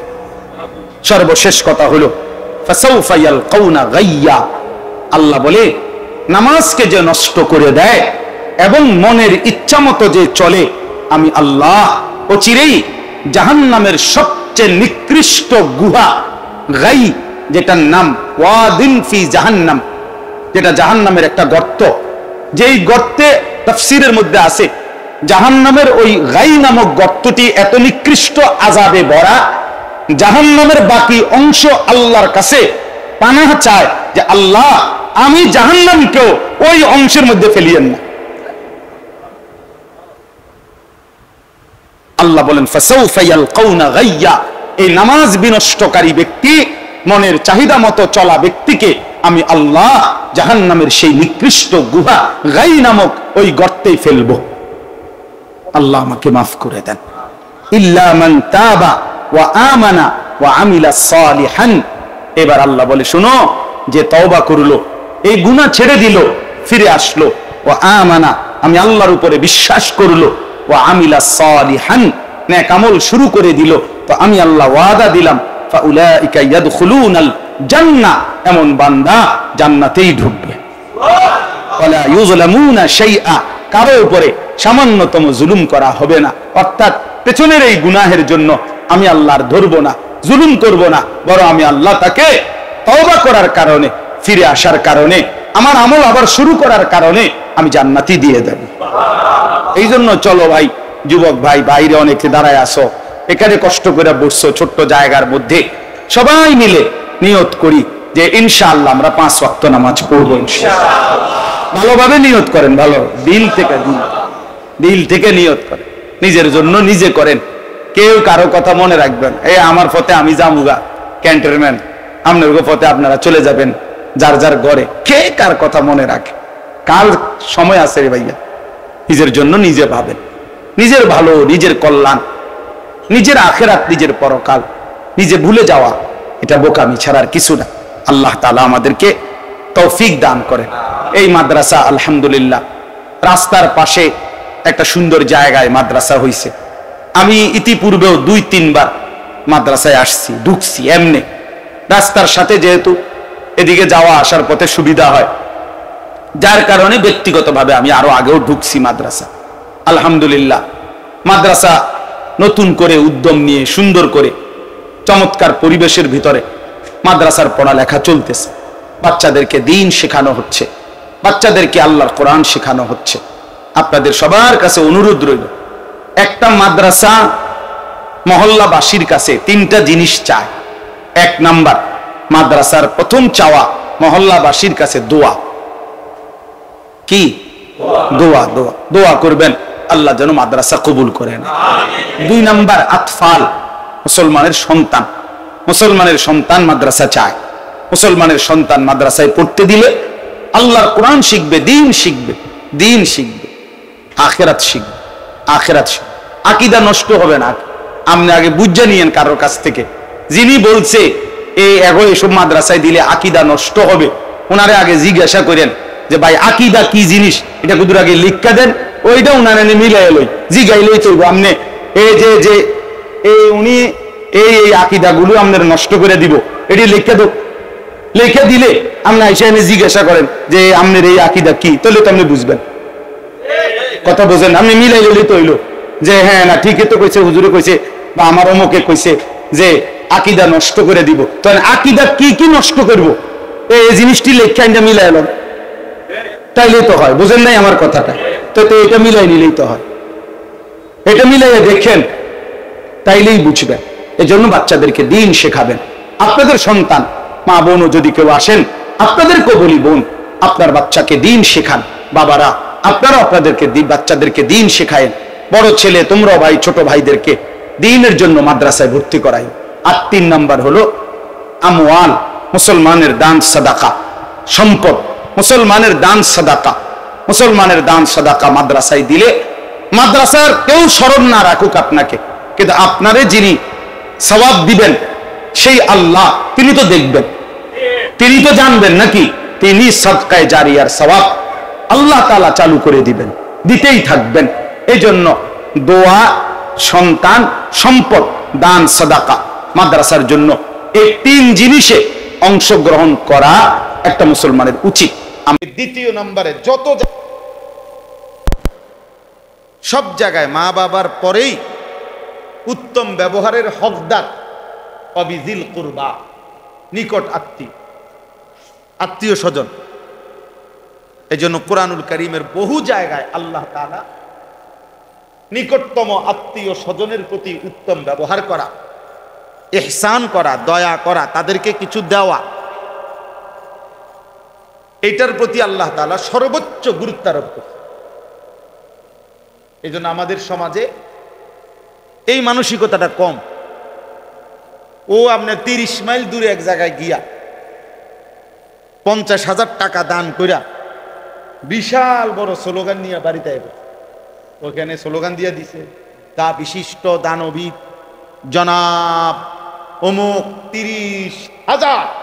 সবাই বলছে মার হাবা, মার তার দিছে, মার হাবা নিয়া ওইখান থেকে মার হাবা নিয়ে আসছে। কিন্তু আপন ভাতিজা, আপন চাচা, আপন ভাই, তারে 1 বিঘত জায়গা ছেড়ে দিলে বা তারে 500টা টাকা দিলে, তারে 1000 টাকা দিলে তার বড় উপকার হইতো না। এই করতে আনবে কি গাছে ধরে, মানে এরে 100টা টাকা দিত রাজির, অথচ সে আপনজন। সে নিকটতম আত্মীয়। এইটা অত্যন্ত একটি মন্দ অভ্যাস, বদ আখলাক।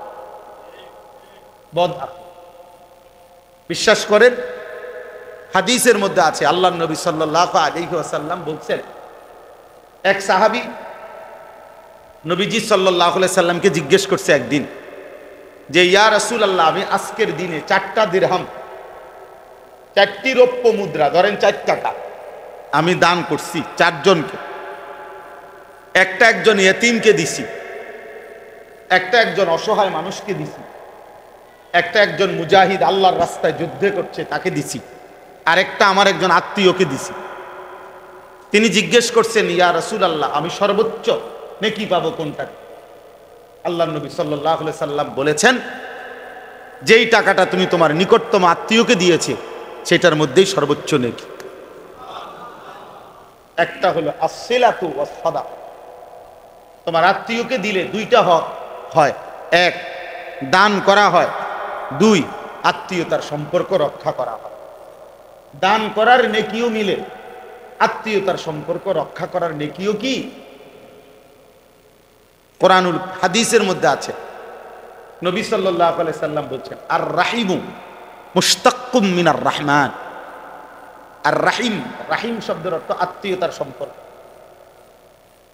আল্লাহর নবী সাল্লাল্লাহু আলাইহি সাল্লাম বলেন, আত্মীয়তার সম্পর্ক এটা রহমান, আল্লাহর এই নামের সাথে এখান থেকে বের হওয়া, উচ্চারিত। আল্লাহর রহমান নাম থেকে নির্গত রাহিম, আত্মীয়তার সম্পর্ক।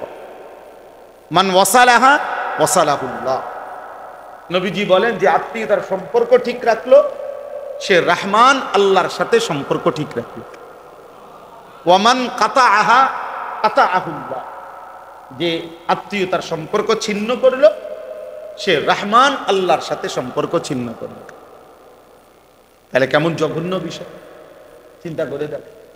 এই জন্য আমি ওই প্রসঙ্গটারে লম্বা করলাম আর কি, যে আপন চাচা, আপন ভাই, আপন ভাতিজা, আপন জন, তাদের জন্য আপনি 1 বিঘত জায়গা ছেড়ে দিলেন, তাদের জন্য একটু জায়গা দিয়েই দিলেন। এটা অনেক বড় মহানুভবতা, অনেক বড় কল্যাণ, অনেক বড় উত্তম আখলাক। এই ছেড়ে দেওয়ার বরকতে বিনিময়ে আল্লাহ তাআলা আপনার অন্তর প্রশস্ত করে দিবে, জান্নাতের রাস্তা দেখাই দিবে। আর এটা না করা অনেক বড় সংকীর্ণতা। এজন্য সবার কাছে অনুরোধ, আমিও আপনিও আত্মীয়তার সম্পর্ক, আত্মীয়তার বন্ধন টিকায় রাখা খুব চেষ্টা করা উচিত, খুব চেষ্টা। রাসূলুল্লাহ সাল্লাল্লাহু আলাইহি সাল্লাম বলেন, যেই মজমার মধ্যে আত্মীয়তার সম্পর্ক ছিন্নকারী ব্যক্তি থাকে, অবস্থান করে, ওই মজমার কারো দোয়া কবুল হয় না। বেশ স্পষ্ট, ওই মজমার কারো দোয়া কবুল হয়। এই জন্য আমরা কিতাবে পড়ছি, হযরত আবু হুরায়রা রাদিয়াল্লাহু তাআলা আনহু, একজন বিখ্যাত সাহাবী, না সবাই তো ওনার নাম জানি। আবু হুরায়রা রাদিয়াল্লাহু তাআলা আনহু যখন কোথাও কখনো দোয়া করতেন তো উনি আগে বলে নিতেন, এখানে যদি কোনো আত্মীয়তার সম্পর্ক ছিন্নকারী ব্যক্তি থাকো, দয়া করে তুমি উঠে যাও, তুমি সরো, তোমার কারণে মজমার দোয়া কবুল হবে না। এত জঘন্য কথা বলতেন। এই জন্য এই ছোট্ট ইসলামের এই শিক্ষাটা যদি আমরা গ্রহণ করি, হাজারো মামলা, হাজারো ফিতনা, ঝগড়া, ফাসাদ কমে যাবে। আপনজনের সাথে দ্বন্দ্ব, আপনজনের সাথে শত্রুতা, আপন ভাতিজার সাথে রুক্ষ ব্যবহার, আপন আত্মীয়র সাথে রুক্ষ আচরণ, আপন ভাই, আপন বেরাদর, আমাদের সমাজে অহরহ যত্রতত্র। এই জন্য দয়া করে এই মন্দ আখলাক থেকে বেঁচে থাকুন। এই ব্যাপারে সর্বশেষ একটা কথা হলো, কোরআনুল কারীমের মধ্যে একটা আয়াত আছে, সূরা নাহল, একটা সূরা আছে কোরআনের, এই সূরার একটা আয়াত আছে, এই আয়াতের মধ্যে আল্লাহ তাআলা, আল্লাহ নিজে, কোরআনুল কারীমের একটা আয়াত আছে যেখানে আল্লাহ নিজে বলছেন যে আমি আল্লাহ তোমাদেরকে ওয়াজ করতেছি। এই কথাটা কে বলছে? আল্লাহ নিজে বলছে, ইয়াইজুকুম লাআল্লাকুম তাযাক্কারুন। আল্লাহ বলেন আমি ওয়াজ করতেছি তোমাদেরকে, মানে এটা আল্লাহ পাকের সরাসরি ওয়াজ বান্দারকে। আল্লাহ বলেন আমি তোমাদেরকে ওয়াজ করতেছি যেন তোমরা আমি আল্লাহর ওয়াজ থেকে উপদেশ গ্রহণ করতে পারো।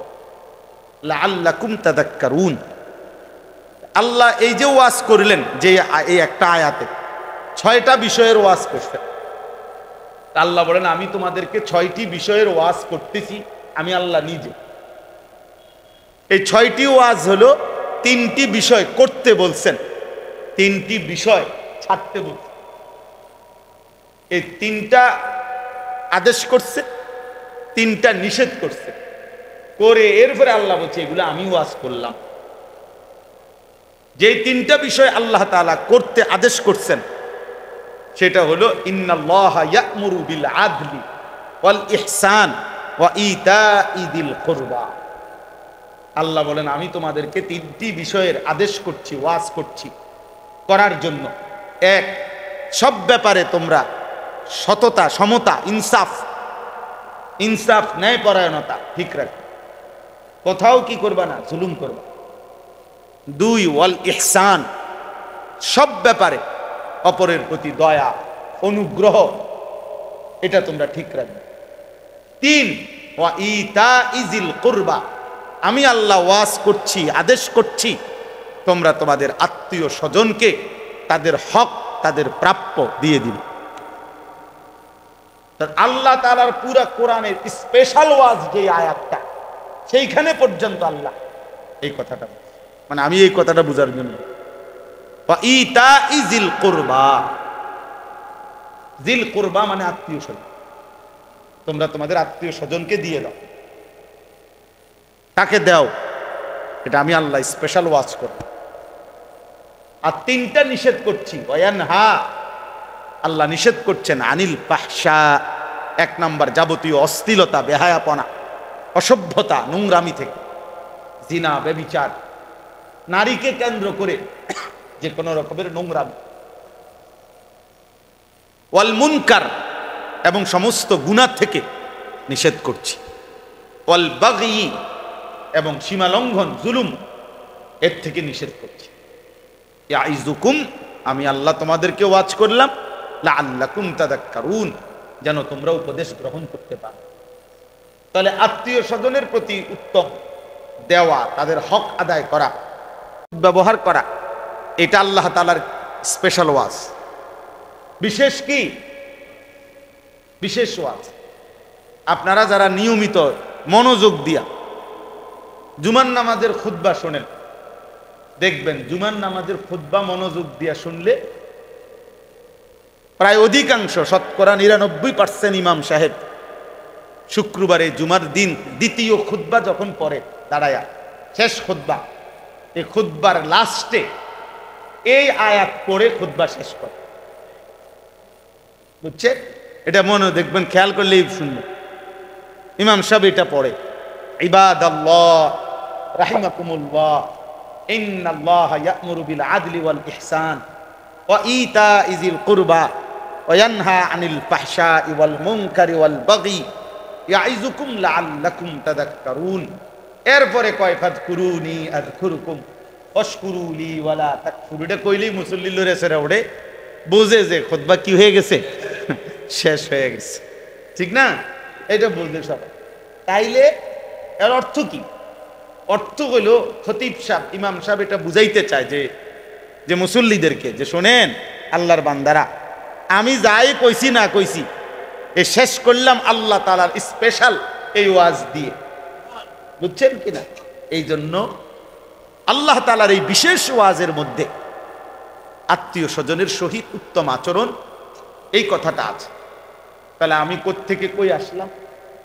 1 নম্বর বলছিলাম যে দ্বীনি মজমার মধ্যে অপরের জন্য জায়গা ছেড়ে দিতে, মানে নিজে একটু কষ্ট করে চাপাইয়া বৈশাও আপনি যদি অন্যের জন্য জায়গা খুলে দিয়ে দেন, সোজা কথা। এবার এটার থেকে যদি ব্যাপক অর্থ নেওয়া হয় যে জমিনে দুনিয়ায় কেউ যদি অন্যের জন্য একটু জায়গা ছেড়ে দেয়, আল্লাহ তাআলা তার অন্তর প্রশস্ত করে দেয়।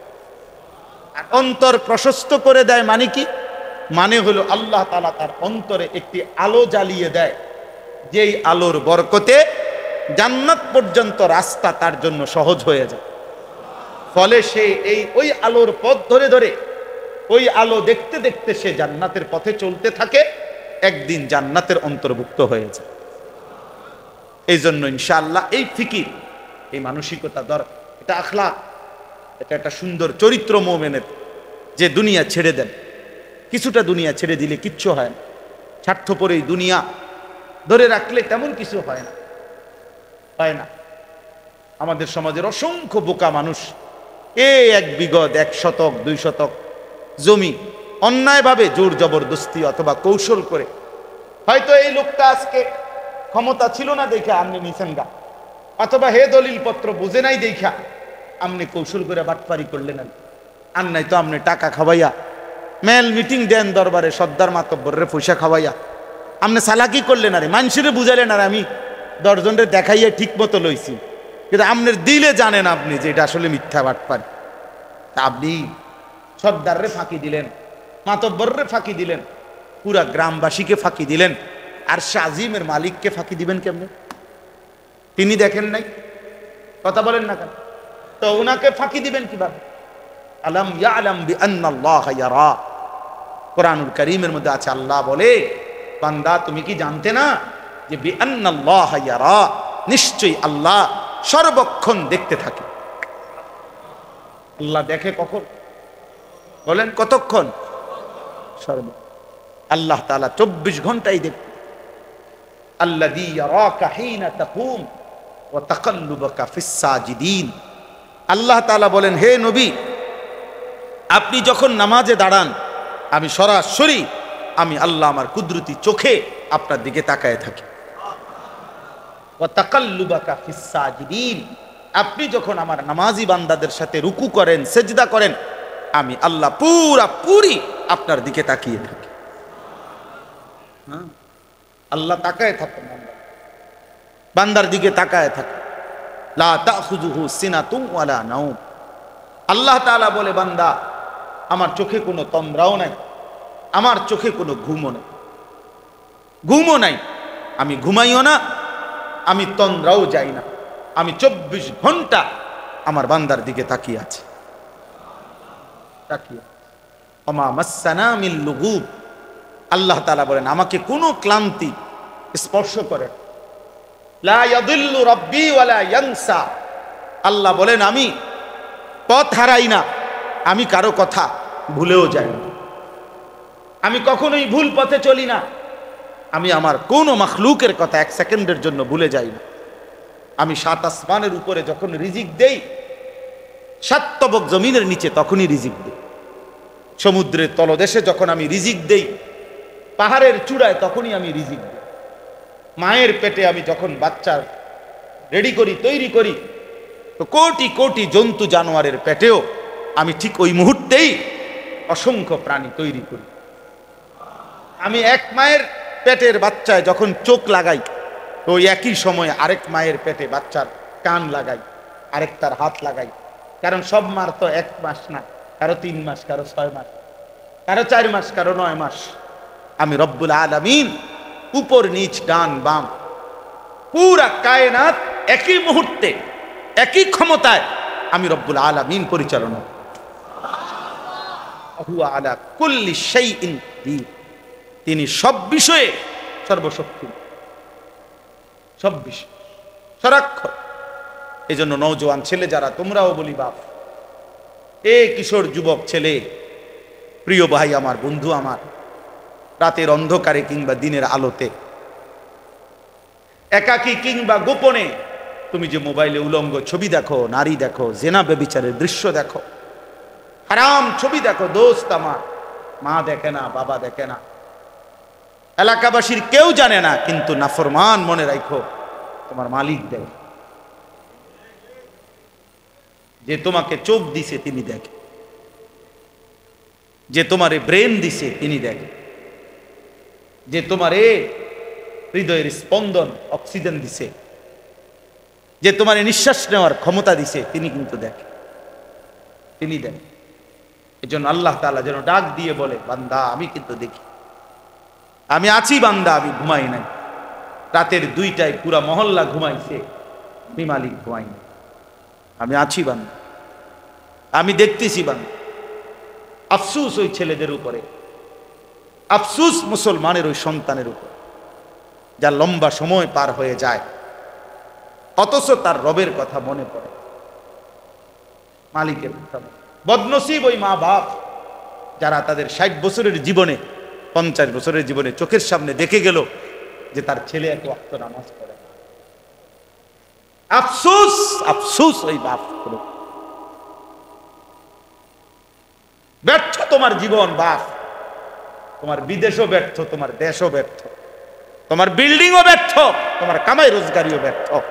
যে তোমার চোখের সামনে তুমি বাপ বাইচা থাকতে তোমার নাফরমান সন্তান 18 বছর 20 বছরে, এই নাফরমান একদিনও ফজরের নামাজ জামাতে পড়ে না। ফজরের নামাজের ওয়াক্ত হয় কখন এই জানোয়ার এটাও জানে না। ব্যর্থই বাপ, ব্যর্থই সন্তান। বাপ ফালতু, পুতো ফালতু, দুইটাই ফালতু। ওই বাপও স্বার্থপর, এই নাফরমান বাপেরও বুঝছে যে তাও এবারও বুঝছে জি ফুত লইয়া জীবন মানে হলো ভাতের থালা। ভাতের থালা ভাত, ভাত কতটি খাও আর ঘুম যাও আর পেশাব পায়খানা খালা। আর নয়তো একজন বাবার যুদ্ধ করার কথা যে আমি হয় বাঁচবো নয়তো মরে যাব, আমার সন্তান সেজদা ছাড়া, মুসলমানের বাচ্চা আমার থাকতে পারবে না। তুমি মিয়া কিসের বাপ মিয়া, ফালতু লোক মিয়া। হাতে হনে না ওইসি হনে না তে হেতরে বিদেশ পাঠান কিনতেন। হ্যাঁ আমগরে শিখান, আমনের ছেলে আমনের সামনে একটা সেজদা দেয় না, এত বড় জানোয়ারের বিদেশ পাঠাইছেন কিনতেন। আপনি না 12 লাখ টাকা লইলেন, আপনি সুদে টাকা নিলেন, কিস্তিতে টাকা নিলেন, আপনি বোঝেন না? হ্যাঁ আমরা বুঝি না, আমরা চিড়া খাই, দুপুরে যদি ভাত খাইলাম কি বলে। আপনি যদি দুনিয়া লুবি না হইতেন আপনি তো আগে এটা বোঝাপড়া করে নিতেন। পরে বেটা তোর কামাই রোজগারি করতে তুই বুঝ বেটা, তুই খাবি না মরবি সেটা পরে হবে, আগে সেজদা দিবি কিনা সেটা বলবে। কথা বুঝেন না? আমি মুসলমান, আমার বেঁচে থাকার সার্থকতাটা কি? তাই আমার পরিচয়টা কি? এক মুসলমানের সন্তানের পরিচয় বুঝি এটা যে আমার সন্তান বিদেশ থাকে, আমার সন্তান চাকরি করে, এটা নিয়ে মুসলমানের পরিচয়। মুসলমানের পরিচয় তো হওয়ার কথা ছিল আমিও সেজদা দেই, আমার সন্তানও সেজদা। কোরআনুল কারীমের মধ্যে আছে ইব্রাহিম আলাইহিস সালাম দোয়া করছে, রব্বি জাআলনি মুকিমাস সালাহ ওয়া মিন যুররিয়্যতি। রব্বুল আলামিন আমাকে পুরি নামাজি বানান, ওয়া মিন যুররিয়্যতি আমার সন্তানাদিদেরকেও নামাজি বানান। এটা দোয়া। আশ্চর্য হবেন, ইব্রাহিম আলাইহিস সালাম, ওই ইব্রাহিম সূরাটার নামে ইব্রাহিম, যেখানে এই দোয়াটা আছে, তো এখানে লম্বা দোয়া আছে, এখানে 1 পৃষ্ঠার মধ্যে ইব্রাহিম আলাইহিস সালাম অনেকগুলো দোয়া করছে, বুঝছেন? কিন্তু এই কথাটা যখন বলছে যে আল্লাহ আমাকে নামাজি বানান এবং আমার সন্তানাদিদেরকেও নামাজি বানান, এই কথাটা বলার সময় উনি একটা আশ্চর্য কথা বলছে। বলছি কি, রব্বানা ওয়া তাকাব্বাল দুআ। উনি কথাটা এইভাবে বলছে যেন আল্লাহকে, যে আল্লাহ আমার আরো কথা আছে, দোয়া আরো আছে, এটি কমু, তবে এইটা এখনই কবুল করে না। হেডি পরে এইগুলা দোয়া হইলে হইব, না হইলে নাই, আগে এইটা কি করে না, এইটা কোন এখন কবুল করে। এটা আমার স্পেশালি দোয়া, আমারে নামাজি বানান, আমার সন্তানকে নামাজি বানান। কি বাত! এটা মুমিনের জীবনের প্রথম দোয়া। কোরআনুল কারীমের মধ্যে আছে, ওই সূরাতেই আছে, আপনারা সবাই জানেন। ইব্রাহিম আলাইহিস সালাম আল্লাহর হুকুমেই হাজেরা এবং ইসমাইল স্ত্রী এবং ছেলেকে কাবা ঘরের কাছে সম্পূর্ণ মরুভূমিতে, একটা গাছ নাই, এক ফোঁটা পানি নাই, একজন মানুষ নাই, খাবারের কোনো ব্যবস্থা নাই, এরকম সম্পূর্ণ ঘাস লতা পাতা পানি তরুলতা বিহীন জনমানব শূন্য দুধু মরুভূমিতে সম্পূর্ণ স্ত্রী এবং সন্তানকে শুধু এই দুইজন মানুষকে রেখে গেছে আল্লাহর হুকুমে। রাখছে কি না বলেন? এই রাইখা যখন উনি সরে গেছে, স্ত্রী সন্তান থেকে একটু দূরে আসছে, কোরআন শরীফে আছে ইব্রাহিম আলাইহিস সালাম তিনি আল্লাহ তাআলার কাছে তখন একটা দোয়া করছে। এ কি দোয়া করছে? স্ত্রী সন্তানের জন্য ওই কঠিন মুহূর্তে। এটা এখন গল্প শোনা আর বাস্তবতা অনেক দূর। আমার ছোট মেয়ে এটারে রাইখা আমি আপনার হজে গেছি এবার আমার বিবি সহ। তাহলে আমি একবার আমার বিবি প্রতিদিন না হয়তো 2 বার 3 বারও বাচ্চাটার সাথে কথা বলছি, অর্থাৎ সারাক্ষণই মনে হয় বাচ্চা নিয়ে কোনো কান্দে বাসা। তাইলে এই বাবা তার স্ত্রী সন্তানকে, একটা মানুষ নাই এরকম মরুভূমি একাকী জায়গায় পানি ঘাস লতা পাতা বিহীন জায়গায় রাইখা, কোরআন শরীফের আয়াত, ইব্রাহিম আলাইহিস সালাম আল্লাহর কাছে দোয়া করতে 2 হাত তুলে। এই দোয়ার মধ্যে বলছে বাপ প্রথম তিনি কি চাই? কই বাবা বসো, আব্বা বসো, বসো। তো ইব্রাহিম আলাইহিস সালাম প্রথম দোয়া করছে কসম আল্লাহর, কোরআন শরীফে আল্লাহ বলছে ইব্রাহিম নবী এই অবস্থায়ও স্ত্রী ছেলের জন্য, কুলের বাচ্চার জন্য তিনি প্রথম চাইছে রব্বানা লিউকিমুস সালাহ, রব্বুল আলামিন আর কিছু মিলুক বা না মিলুক তোমার কাছে প্রথম ফরিয়াদ আমার স্ত্রী সন্তান যেন নামাজ আদায় করে। রব্বানা লিউকিমুস সালাহ, ওরা যেন নামাজ আদায় করে, ওরা যেন নামাজ আদায় করে। ফাজাল আফইদাতাম মিনান নাসি তাহবি ইলাইহিম, এরপরে বলছে আল্লাহ অল্প কিছু মানুষ ভিড়াইয়া দিয়েন, যেখান থেকেই হোক কিছু মানুষ পাশে এনে দিয়েন যেন তাদের সাথে আমার স্ত্রী সন্তান থাকতে পারে। ওয়ারযুকহুম মিনাস সামারাত, ফল ফলাদি দিয়ে তাদেরকে রিজিক দিয়েন মাওলা। এরপরে বললেন মাওলা রিজিক দেন আর মানুষ দেন, সব কিছু যেন এই জন্য দিয়েন লাআল্লাহুম ইয়াশকুরুন, স্ত্রী সন্তান যেন আপনি আল্লাহর শুকর আদায় করতে পারে। রব্বানা লিউকিমুস সালাহ। এবার বলেন ইনসাফের সাথে, এই যে আপনাদের ছেলেরা দেখেন চারিদিকে মুরব্বীরা তাকায়া, মসজিদ ভইরা গেছে আপনাদের ছেলে, মাশাআল্লাহ মাশাআল্লাহ। এখন এদেরকে জিজ্ঞাসা করেন, এখন হিসাব লাগান, সবগুলোর মসজিদে আটকান, দরজা বন্ধ করে জিজ্ঞাসা করেন মাগরিবের নামাজ পড়ছে কয়টা?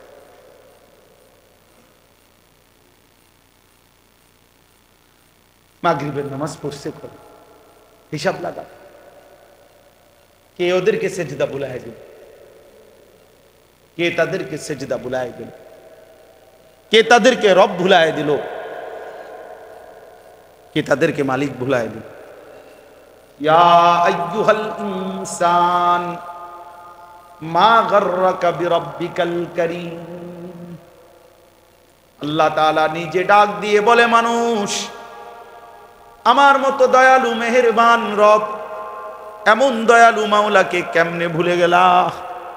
মা গাররাকা, কে তোমাকে ধোঁকা দিল? কে তোমাকে ভুলায় দিল বান্দা? এমন দয়ালু মেহেরবান রব থেকে আমার চাইতে দয়ালু কাকে পেলা, যাকে পেয়ে আমি আল্লাহকে ভুলে গেলাম? বলেন, একটা বেনামাজি ছেলেকে জিজ্ঞেস করে যে আল্লাহকে ছেড়ে এমন কাকে পাইলা ভাইয়া, যাকে পেয়ে আল্লাহকে ভুলে গেল? এই জন্য আজকে কিশোর যুবক ছেলেরা, বাপ এতগুলো নওজোয়ান ছেলে, আমি অনুরোধ করছি প্রিয় সন্তান আমার, ভাই আমার, বন্ধু নওজোয়ান, আমি অনুরোধ করলাম আল্লাহর কসম, এই পৃথিবী যদি আরো 1000 গুণ ডেভেলপ হয়, আধুনিক হয়, উন্নত হয়, এরপরও মনে রাখো যে সেজদার মধ্যেই ইমানদারের সম্মান, ইজ্জত, মর্যাদা, গোলামির মধ্যে, আল্লাহকে মানার মধ্যে মুসলমান পরিচয় দিয়ে সেজদা না করলে পৃথিবীর সবটা তোর কপালে পায়ের নিচে আসলেও তুই লাঞ্ছিত হবি, অপমানিতই হবি, ইজ্জত পাবি না।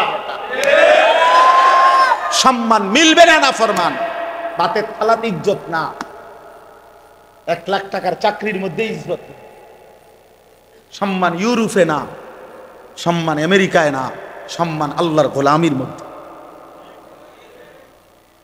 ইজ্জত আল্লাহর গোলামির মধ্যে। হযরত ওমর রাদিয়াল্লাহু তাআলা আনহু বলতেন, হযরত ওমর রাদিয়াল্লাহু তাআলা আনহু সাহাবীদের সামনে এরকম মসজিদের মিম্বরে বসে বলতেন, শোনো আমি সেই ওমর, মক্কায় যে আমি একটা মহিলার বকরি, মহিলা মনিবের বকরি সন্ধ্যাবেলায় আইসা যতগুলো নিয়ে গেছিলাম সকালে, অতগুলো সন্ধ্যা আইসা গুন্না বুঝাইয়া দিতে পারতাম না। ডেইলি 2-4টা 10টা হারাই লাইতাম, আমি গুন্না রাখতে পারতাম না। কয়টা ছাগল ঠিক করে গুনে রাখতে পারতাম না। আমি ওমর, আমি সেই ওমর। কিন্তু ইসলাম আজকে আমাকে এমন দামি বানাইছে, ইজ্জত দিছে, আজ সেই ওমর আদা জাহানের বাদশাহী করে। আজ আমার নামে বাঘের ছাগল এক ঘাটে পানি খায়। আমি সেই ওমর। ইসলাম তাকে দামি বানাইছে, কোরআন তাকে দামি বানাইছে, নবী সাল্লাল্লাহু আলাইহি সাল্লামের অনুসরণ তাকে দামি বানাইছে, সম্মানিত করেছে। এই জন্য দোস্ত, এই চুলের ফ্যাশন তোমারে দামি বানাবে না। এই নারীর আসক্তি জীবনে সুখ আনবে না। এই মোবাইলের সীমাহীন ব্যবহার ইজ্জত আসবে না, ইজ্জত আসবে না। আল্লাহ তাআলা কোরআনুল কারীমের মধ্যে বলছে, ওয়ালিল্লাহিল ইজ্জাতু ওয়া লিরাসূলিহি ওয়া লিল মুমিনিন। ইজ্জত আল্লাহর জন্য, ইজ্জত রাসূলের জন্য, ইজ্জত ঈমানদার মুমিনের জন্য। আল্লাহকে মানার মধ্যে ইজ্জত। এই জন্য সমস্ত ছেলেকে বললাম, ভাইয়া নিজের জীবনের হিসাব লাগাও, নিজের জিন্দেগির হিসাব লাগাও। প্রত্যেকেই আমরা নামাজের মতো এত বড় মূল্যবান নিয়ামত আমরা যেন ছেড়ে না দিই। রাসূলুল্লাহ সাল্লাল্লাহু আলাইহি সাল্লাম যেদিন পৃথিবী থেকে বিদায় নিছেন, সেদিন উম্মতের জন্য শেষ ওসিয়ত করছেন নামাজ। নবীজি শেষ উম্মতকে দেখে হাসি দিছিলেন ফজরের নামাজে মসজিদে নববীতে। পুরা মসজিদে নবীজি সাহাবীদেরকে দেখছিলেন ফজরের ওয়াক্তে। এখনো আজকের এই দিনেও, আমি এই দিনকেও দেখাইছি। আমি তো হজের থেকে আসছি 2-3 দিন হয়েছে, মঙ্গলবার দিন সকালবেলা আসছি, আজকে হলো শুক্রবার। তো মদিনা শরীফ থেকে আসছি। তো রাসূলুল্লাহ সাল্লাল্লাহু আলাইহি সাল্লামের রওজা শরীফের এই যে পাশ দিয়ে মসজিদে নববীর অংশ, যে ছোট্ট কাটা আছে, এখনো একটা ছোট্ট আপনার ছিদ্র আছে, এতটুকু জায়গা এই পাশে দিয়ে, আপনি যেখানে রিয়াজুল জান্নাত যেখান দিয়ে, ওইখানের মুখে, অর্থাৎ এইখান দিয়ে নবীজি সাল্লাল্লাহু আলাইহি সাল্লাম ফজরের ওয়াক্তে সোমবার দিন রবিউল আউয়াল মাসে যেদিন ইন্তেকাল করছে, ওই দিন মসজিদে এত অসুস্থ ছিলেন যে উঠতে পারতেছিলেন না। হযরত আয়েশা রাদিয়াল্লাহু তাআলা আনহাকে, স্ত্রীকে বলছেন, আমারে তোমার কনুইয়ের মধ্যে ঠেস দিয়া বসাও, আমি দেখবো আমার উম্মতের নামাজ, আমার সাহাবীদের নামাজ। হযরত আবু বকর সিদ্দিক ইমামতি করতেছিলেন ফজরের নামাজের। আল্লাহর নবী এই ছিদ্রটা দিয়া, ফাঁকাটা দিয়া, এটা এখনো কাটা আছে, মানে এটা আটকানো না, এখান দিয়ে নবীজি দেখে শেষবারের মতো মুচকি হাসি দিছেন আর বলছেন, আয়েশা আমার 23 বছরের মেহনত সার্থক। আমি গত 23টা বছর আয়েশা অনেক রক্ত ঝরাইছি, পাথরের আঘাত সয়েছি, দান শহীদ করেছি। কত বেলা আমি ঠিক মতো খাইতে পাই নাই আয়েশা, পেটে কখনো পাথর বাঁধছি, ক্ষুধার তাড়নায় কষ্ট পাইছি। খাইয়া না খাইয়া রক্ত ঝরিয়ে দান শহীদ করে 23টা বছর পরে আমি আজ উম্মত আমার সাহাবীদেরকে পুরা মসজিদ ভরা ফজরের নামাজে দেখলাম, আমি তৃপ্ত, আমি খুশি। এরপরেই হাদিসে আছে আল্লাহ নবী সাল্লাল্লাহু আলাইহি ওয়াসাল্লাম আল্লাহর কাছে 2 হাত তুলে নবীজি তখন দোয়া করছিলেন, আল্লাহুম্মা রফিকাল আলা, আয় মাওলা আপনি পরম বন্ধুর কাছেই আমি এখন যেতে চাই, আমার আর কোনো আপত্তি নাই, আপনি যদি আমারে নেন আমি আপনি বন্ধুর কাছে ফিরতে চাই। ওই দিন সোমবার জোহরের নামাজের ওয়াক্ত হওয়ার আগ মুহূর্তে সূর্য পশ্চিম দিকে হেলে যাওয়ার মুখোমুখি সময়ে আল্লাহ নবী সাল্লাল্লাহু আলাইহি ওয়াসাল্লাম ইন্তেকাল করছে। এই জন্য উম্মতকে শেষ নবীজি সাল্লাল্লাহু আলাইহি সাল্লাম ফজরের ওয়াক্তে দেখে খুশি হয়েছে।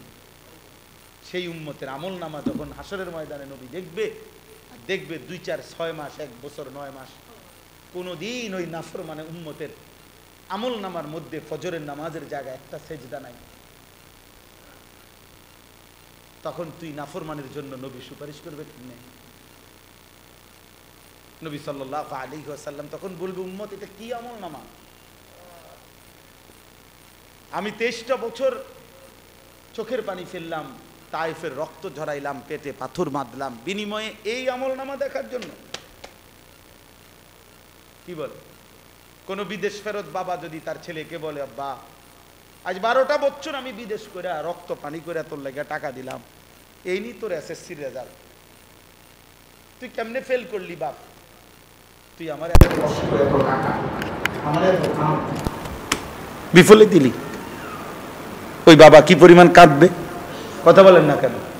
যে আমার 12 বছরের রক্ত পানি করা টাকা তোর জন্য ঢাললাম, বিনিময়ে এই নি রেজাল্ট। তো এই বাবা যদি কাঁদে, তো রাসূলুল্লাহ সাল্লাল্লাহু আলাইহি সাল্লাম তো তার চাইতে বেশি কাঁদবেন, বলবেন, উম্মত আমার 23 বছরের চোখের পানি, আমার 23 বছরের রক্ত নর্তকীর ছবি চলতে থাকলো, আয়া কেমনে পারলাম? একবারও মনে পড়লো না? কি জবাব দিবেন? আপনি রেডি করেন। সুপারিশ করবে নবী সাল্লাল্লাহু আলাইহি সাল্লাম। শুনছেন, এটা কেমনে কোনো নিয়ম কানুন নাই নাকি? কথা বলেন না কেন? সুপারিশের কোনো কাগজ কলম নাই, এটার কোনো নিয়ম কানুন নাই না।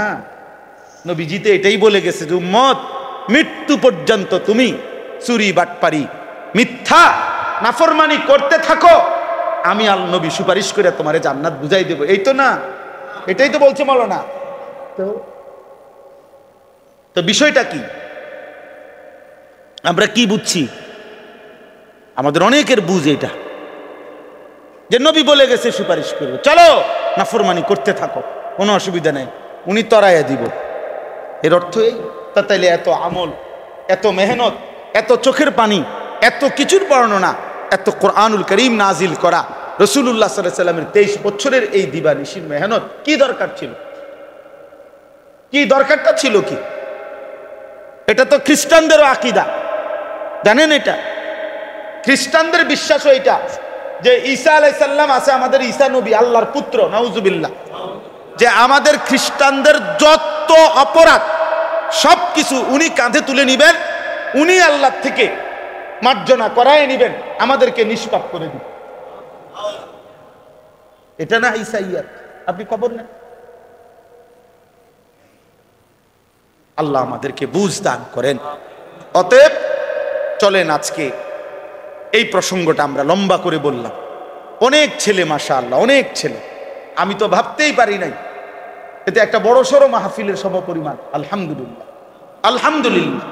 আল্লাহ তাআলা প্রতিটা নওজোয়ানকে কবুল করেন। প্রিয় নওজোয়ান, প্রিয় কিশোর, আগামীর পৃথিবীতে ইসলামের জন্য, ইমানের জন্য, আল্লাহর দ্বীনের জন্য, ইমাম মাহদির পক্ষে লড়বার জন্য, দাজ্জালের বিরুদ্ধে জিহাদের জন্য তোমরাই রেডি হও ইনশাআল্লাহ। আল্লাহকে রাজি করো, সেজদা করো, গোলামি করো, তাইলে আল্লাহ তোমারে দ্বীনের কাজে নেবে, নেবে ইনশাআল্লাহ। ইনশাআল্লাহ আল্লাহ তাআলা তৌফিক দান করে, আল্লাহ কবুল করে নেয়। আমি যে আয়াতটা পড়ছি, এবার আয়াতের তর্জমা বলি, তাইলেই আমার কথা শেষ। সূরা বাকারার 3টা আয়াত, 200, 201, 202, এই 3টি আয়াত আমি আপনাদের কাছে পড়ছি। এই সংক্ষেপে আর শুধু তর্জমা বলি। আল্লাহ তাআলা বলতেছেন, ফাইদা কাদাইতুম মানাসিকাকুম, আল্লাহ তাআলা বলেন যখন হজ্জের যাবতীয় কাজ তোমাদের সমাপ্ত হয়। এই শব্দের 3 অর্থ। এই 1 নম্বর অর্থ এটা। 2 নম্বর অর্থ হলো যখন কোরবানির যাবতীয় কাজ তোমাদের সমাপ্ত হয়। 3 নম্বর, যখন নির্ধারিত ইবাদত তোমাদের সম্পূর্ণ হয়, শেষ হয়। আল্লাহ বলেন হজের কাজ শেষ করার পর, অথবা কোরবানির কাজ শেষ করার পর, অথবা যে কোনো নির্ধারিত ইবাদত, নির্ধারিত ইবাদত বলতে বোঝায় যেমন নামাজ, এটা একটা নির্ধারিত সময়ের ইবাদত। মাগরিবের নামাজ আপনি আপনার মন মতো পড়লে হইত না, 5 ওয়াক্ত নামাজ আপনি একটা সুবিধা মতো পড়ে নিলে হইত না, প্রত্যেকটা নির্ধারিত ওয়াক্ত, ঠিক কিনা? এরকম জাকাত আপনি বছরে একবার হিসাব করেই আপনারে জাকাত দিতে হবে। হিসাব ছাড়া আইডিয়া করে হুজুর যে পরিমাণ লুঙ্গি দিছি জাকাত আশা করি আদায় হইয়া আরো বেশি যাইব না, এত বেশির দরকার না আপনার, আপনি হিসাব করে বুঝেন নাই কথাটা। তারপরে রোজা, রমজান মাসে নির্ধারিত সময়, রমজান আসলেই আপনাকে রমজানের রোজা আদায় করতে হবে। হজ্জের মাস আসলেই হজ আদায় করতে হবে।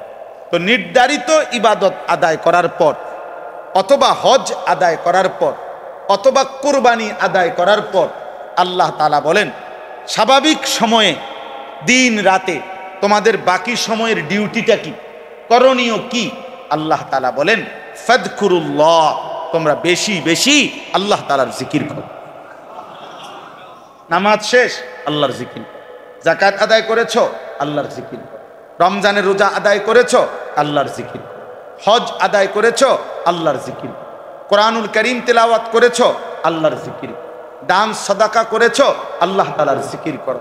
হাঁটতেছো, উঠতেছো, বসতেছো, চলতেছো, ফিরতেছো, আল্লাহ তাআলার জিকির। ফাইদা কাদাইতুম মানাসিকাকুম ফাযকুরুল্লাহ, আল্লাহকে ডাক। সারা দিনে আল্লাহকে ডাক, আল্লাহকে ডাক, আল্লাহকে ডাক, আল্লাহকে ডাক। কি পরিমাণ আল্লাহকে ডাকো? আল্লাহ বলেন কাযিক্রিকুম আবাআকুম আও আশাদ্দা যিকরা। আল্লাহ তাআলা বলেন তোমরা তোমাদের বাবা দাদা, তোমরা তোমাদের বংশধর ফ্যামিলি, তোমাদের আশপাশে একে অপরকে যে পরিমাণ ডাকাডাকি করো, কমপক্ষে ওই পরিমাণ আল্লাহকে ডাকো, অথবা আশাদ্দা যিকরা, তার চাইতে বেশি পরিমাণ আল্লাহকে ডাকো। আমরা মানুষ মাত্রই এমন, আমাদের জীবন চলার পথে আমরা কাউকে না কাউকে না ডাকলে আমাদের জীবন চলবে না। আমরা প্রয়োজনের তাগিদে দিবানিশি আমাদেরকে ডাকতে হয়, কখনো মাকে, কখনো বাবাকে, কখনো স্ত্রীকে, কখনো ছেলেকে, কখনো মেয়েকে, কখনো ভাই, কখনো বোন, কখনো কাস্টমার রে, কখনো দোকানদার রে, কখনো অটোওয়ালা রে, কখনো সিএনজিওয়ালা রে। মানে চলতে হইলেই বন্ধুকে, আপনজনকে, পড়শিকে, মুসাফিরকে, পথিককে, কাউকে না কাউকে আমাদের দিবানিশি কি করতে হয়? ডাকতে হয়, কাজ করার জন্য, জীবন চলার জন্য। তা আল্লাহ তাআলা বলে সারা দিনে যত পরিমাণ ডাকাডাকি করো, কমপক্ষে ওই পরিমাণ আল্লাহকে ডাকো, অথবা তার চাইতে বেশি পরিমাণ আল্লাহকে ডাকো। এখন একজন সিএনজিওয়ালা বলুক সে যে পরিমাণ কাস্টমারকে ডাকছে ওই পরিমাণ আল্লাহকে ডাকছে কিনা। একজন যুবক বলো তুমি আজকের সারাদিনে বন্ধুকে যতবার ডাক দিছো, আল্লাহকে ততবার ডাকছো। এভাবে আমরা প্রত্যেকে প্রত্যেকের জায়গা চিন্তা করি যে আমি সারাদিনে যে পরিমাণ ডাকছি একে অপরকে, আল্লাহকে ওই পরিমাণ ডাকছি। এই জন্য বললাম আমার জীবনের সবচেয়ে বড় আফসোস লাগে ওইটা, যে একজন মুসলমান 7 ঘন্টা 8 ঘন্টা চলে যায়। আহা, আফসোসের বিষয়, সারা দিনে একটা সেজদাও দেয় না, একবার তার জবান দিয়া তার মালিকের নামটা বের হয় না। মানুষের বাচ্চা, মুসলমানের বাচ্চা এত বড় নাফরমান কেমনে, এত বড় নাফরমান কেমনে হয় বলে? মুসলমানের ঘরে জন্ম নিয়ে এভাবে আল্লাহকে ভুলে কেমন? তোমরা অনেক ছেলে আছো বাবা, যারা 8 ঘন্টা 10 ঘন্টা হয় মোবাইলে নয়তো বন্ধুদের সাথে আড্ডা দিতে থাকো, গল্প করতে। কি কথা কইছো এই 8 ঘন্টা? একটা কথাও হয়তো দরকারি না।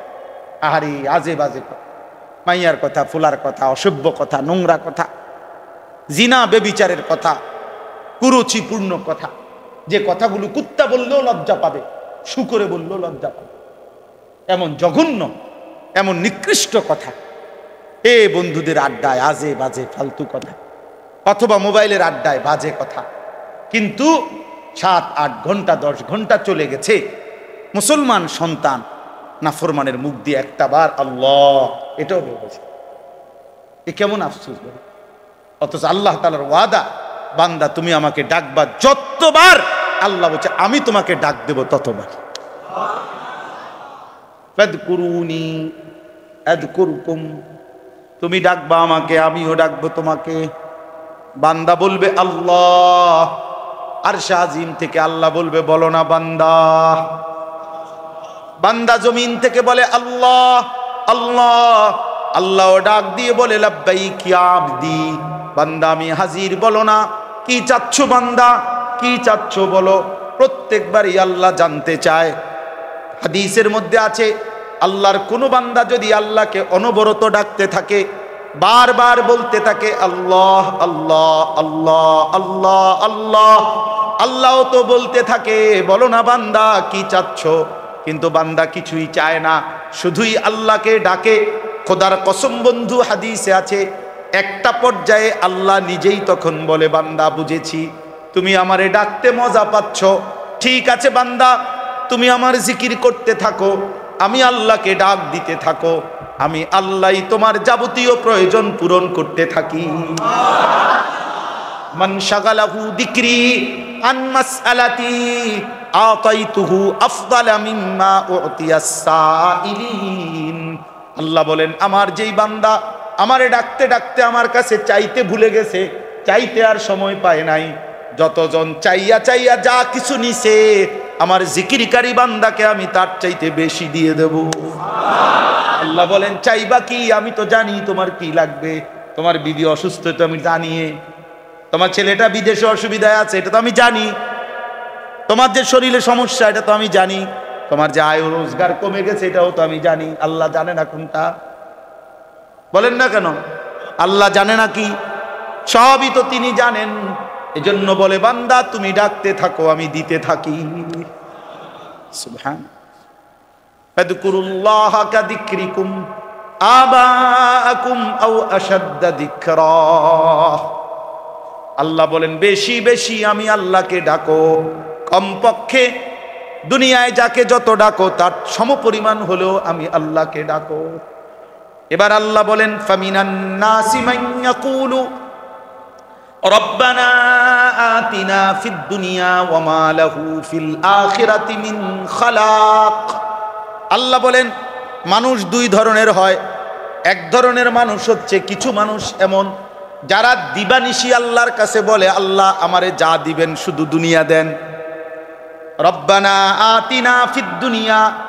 আল্লাহ বলেন কিছু মানুষ আছে এমন যাদের বক্তব্য একটাই, আল্লাহ যা দিবেন আমারে দুনিয়ায় দেন। এখানে রব্বানা আতিনা ফিদ দুনিয়া শুধু বলছে, অর্থাৎ আল্লাহ বুঝাইতে চাচ্ছে এই নাফরমান বান্দার চাহিদা হলো আল্লাহ আমি শুধু দুনিয়া চাই, এবং কেমন দুনিয়া চাই? আমি যেমনে চাই এমনি চাই, আমনে কোনো বুঝ বুদ্ধির দরকার না, আমি যেটা যেমনি কই এমনি দেন শুধু আমার। আল্লাহ আমি চাই 4 তলা বিল্ডিং করতে, আপনি করাই দিন। আমি চাই 2টা বাড়ি করমু, আমার 2টা বাড়ি যেন হয়ে যায়। আমি চাই 3টা ছেলে বিদেশ পাঠাইতাম, ওরা যেন বিদেশ যাইতেন। আমি চাই এদিক দিয়ে 30 শতক জায়গা কিনতাম, আমার এটা যেন কিনা হয়ে যায়। আল্লাহ বলেন এরকম অসংখ্য বান্দা আছে যাদের চাওয়া শুধুই দুনিয়া, এবং সে যেমনে চায় এটা কি উত্তম না অনুত্তম, আমার জন্য উচিত হবে না অনুচিত হবে, উপকারী হবে না অপকারী হবে, হালাল না হারাম, এত কিছু আল্লাহ আপনার বুঝানোর দরকার না, আমি যেটা কইছি এটা দেন। রব্বানা আতিনা ফিদ দুনিয়া, আল্লাহ শুধুই দুনিয়া দেন। আল্লাহ বলেন ওয়া মা লাহু ফিল আখিরাতি মিন খালাক। আল্লাহ বড় সাংঘাতিক কথা বলছে। আল্লাহ বলে ঠিক আছে বান্দা আমি কিন্তু দুনিয়া দেব, যা চাচ্ছ তাই দেব, তবে একটা কথা মনে রাখো, এই নাফরমান আখিরাতে তোমার জন্য এক বিন্দু অংশ থাকবে না। ঠিক আছে বিল্ডিং করো, অসুবিধা নেই, বিল্ডিং এর কাম শেষ হয়ে যাবে। পোলাও বিদেশ যাইব, বাই তো বিল্ডিং হইব, জমিও কিনবা, বনও খাইবা, বিড়িও খাইবা, চাও খাইবা, গফও মারবা, টেলিভিশনও চাইবা, মানুষের ভিডিও চাইবা, অসুবিধা নেই, বুক করো। ঠিক আছে দুনিয়া বুক করো, তবে শুধু মনে রেখো ওমা লাহু ফিল আখিরাতি মিন খালাক। আখিরাতে কোনো অংশ মিলবে, আখিরাতে কিছুই মিলবে। ঠিক আছে দুনিয়া বুক করেছে, দুনিয়া বুক করেছে। এই আল্লাহ তাআলার কাছে শুধু দুনিয়া চাইতে নাই, শুধু দুনিয়া চাই, আল্লাহ নারাজ হয়। আল্লাহ যেন বলে বান্দা ঠিক আছে দুনিয়া দেব, তবে আখিরাতে কিছুই দেব। আখেরাতে কিছুই দেব না। আমাদের অসংখ্য মানুষের জীবনের দোয়াই এটা। মানুষ হুজুরের কাছে, আলেম ওলামার কাছেও আপনারা অনেকেই এই দোয়া চাইলে শুধু এটাই দোয়া চায়, হুজুর রবিবারে চারটা ডালাই কেন খাস করে ধরেন 50 টাকা খাস করে একটা দোয়া করে দেন। খাস দোয়া মানে এমন দোয়া দিবেন যাতে দোয়ার সাফে সাত ডাইবা যায়, জাঁতা দিয়ে দিবেন দোয়ার সাত যাতে জাগাত না থাকে, এটা যাতে নিচের দিকে ডাইবে। খাস দোয়া নাহলে কেমনি দিব, এটা সাপ দিতে হবে না, এটা খাস দোয়া। এখান দিয়ে দূর দোকানে বিট লইছি, খাস দোয়া করে আল্লাহ রহমতে হুজুর আপনাকে দোয়ায় 10 জনের দোয়ায় 12 লাখ টাকা সুদে কিস্তিতে মিলাইয়া তারে বিদেশ পাঠাইতেছে। একেবারে খাস দোয়া করে। কি দোয়া করতো? খাস দোয়া কেমনে করবে বলেন? খাস দোয়া কেমনে? এই সুদের টাকার উপরে দোয়া করতো ইমাম সাহেব। যদি কোনো ইমাম সাহেব এই সুদের টাকার উপরে দোয়া করে, ইমাম সাহেবের ইমান থাকবে না।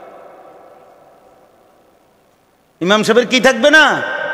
ওমা হারামের উপরে দোয়া করার অনুমতি আসেনি তো, হারামের উপরে দোয়ার অনুমতি নাই। আমি কেমনে বলুন যে আল্লাহ তার সুদের টাকায় বরকত দেন?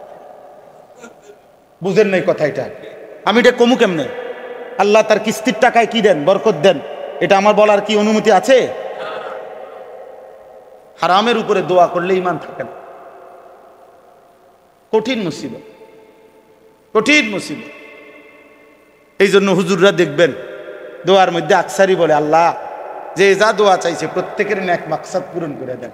এই কথাই দূর করি আমরা আগে ফিডার থেকে বাচ্চা মানে টের পান না, এই বুঝ করে দোয়া করি আমরা, নিজের সেফ করে ওই দোয়া।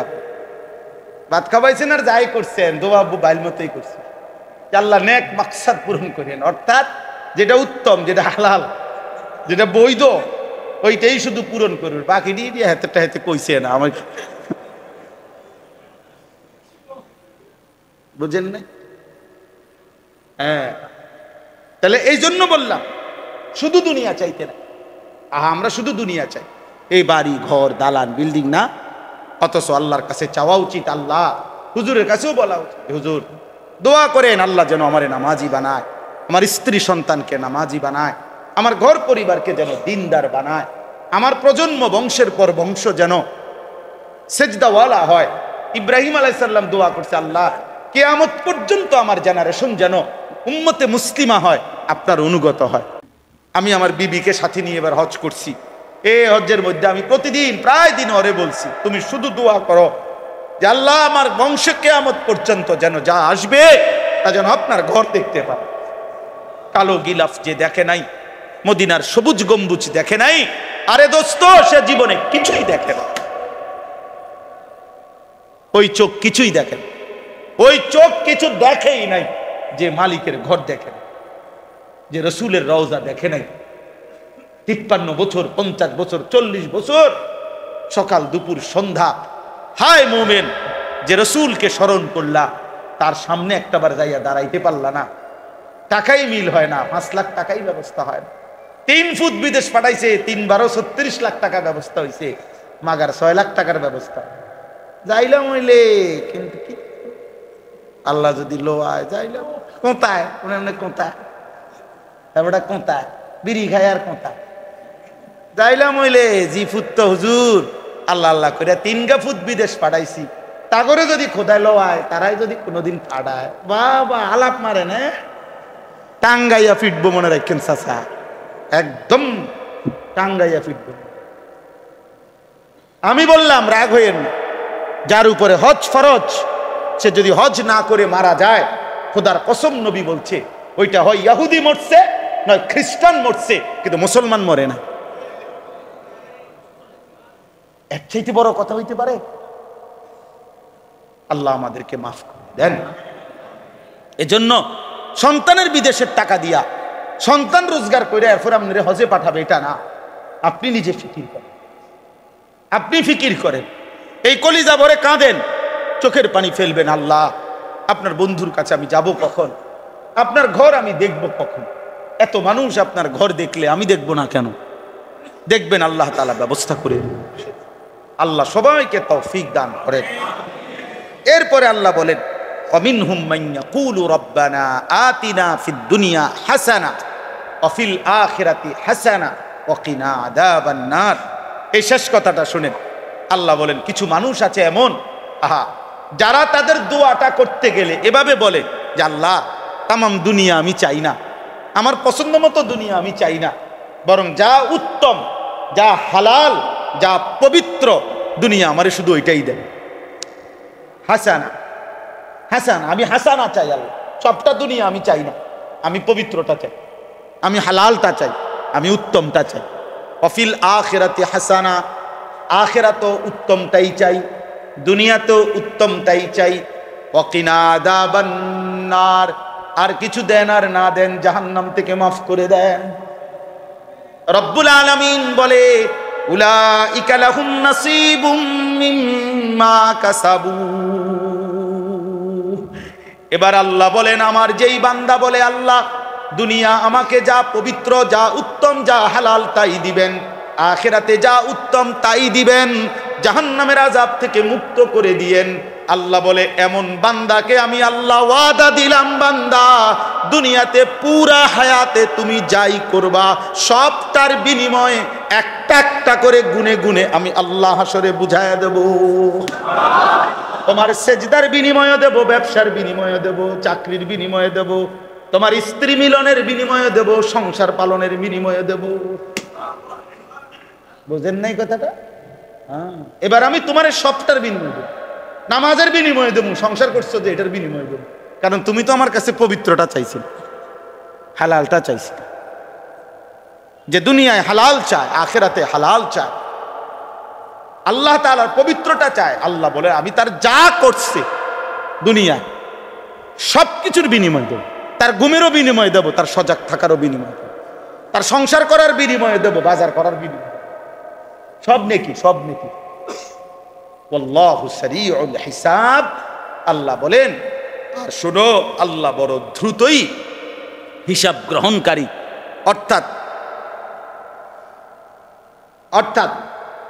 আল্লাহ তাআলা দ্রুত হিসাব গ্রহণকারী। অর্থ হলো আল্লাহ বলেন আমি জান্নাতের জান্নাত খুব দ্রুতই বুঝায় দেব, জাহান্নামের জাহান্নাম খুব দ্রুতই কি বুঝায়, নেককারের পুরস্কারও জলদি দিয়ে দেব, নাফরমানের শাস্তিও দ্রুতই দেব। প্রিয় ভাই আমার, এবার কি হলো কথা? কথা হলো এক নাম্বার, প্রথম যেখান থেকে শুরু হয়েছে কথা, প্রথম ছিল এই কথা যে অপরের জন্য দুনিয়ায় কিছু জায়গা কোনো কারণে প্রয়োজনে ছেড়ে দিলে কি লস নাই, ছেড়ে দিলে কি নাই লস। আত্মীয়র জন্য ছেড়ে দিলে আরো ভালো, আর এর বরকত কি হবে? আল্লাহ দিল কি করে দিবে? প্রশস্ত। দিল প্রশস্ত করে দেওয়া মানে হলো আগের চাইতে মোটা তাজা হয়ে যাওয়া নাকি না, মানে অন্তরের ভিতরে আল্লাহ একটি আলো দান করবে, যেই আলোর বরকতে সে জান্নাতের রাস্তায় চলা সহজ হয়ে যাবে। দুই নাম্বার কথা আমরা বলছি, প্রিয় নবী সাল্লাল্লাহু আলাইহি ওয়াসাল্লামের উম্মত হয়ে তার 23 বছরের রক্ত পানি, চোখের পানির বরকতে বিনিময়ে যদি একটু লজ্জা, একটু অনুভূতি থাকে, তো আমাদের উচিত আল্লাহ তাআলাকে সেজদা করা, 5 ওয়াক্ত নামাজ পড়া।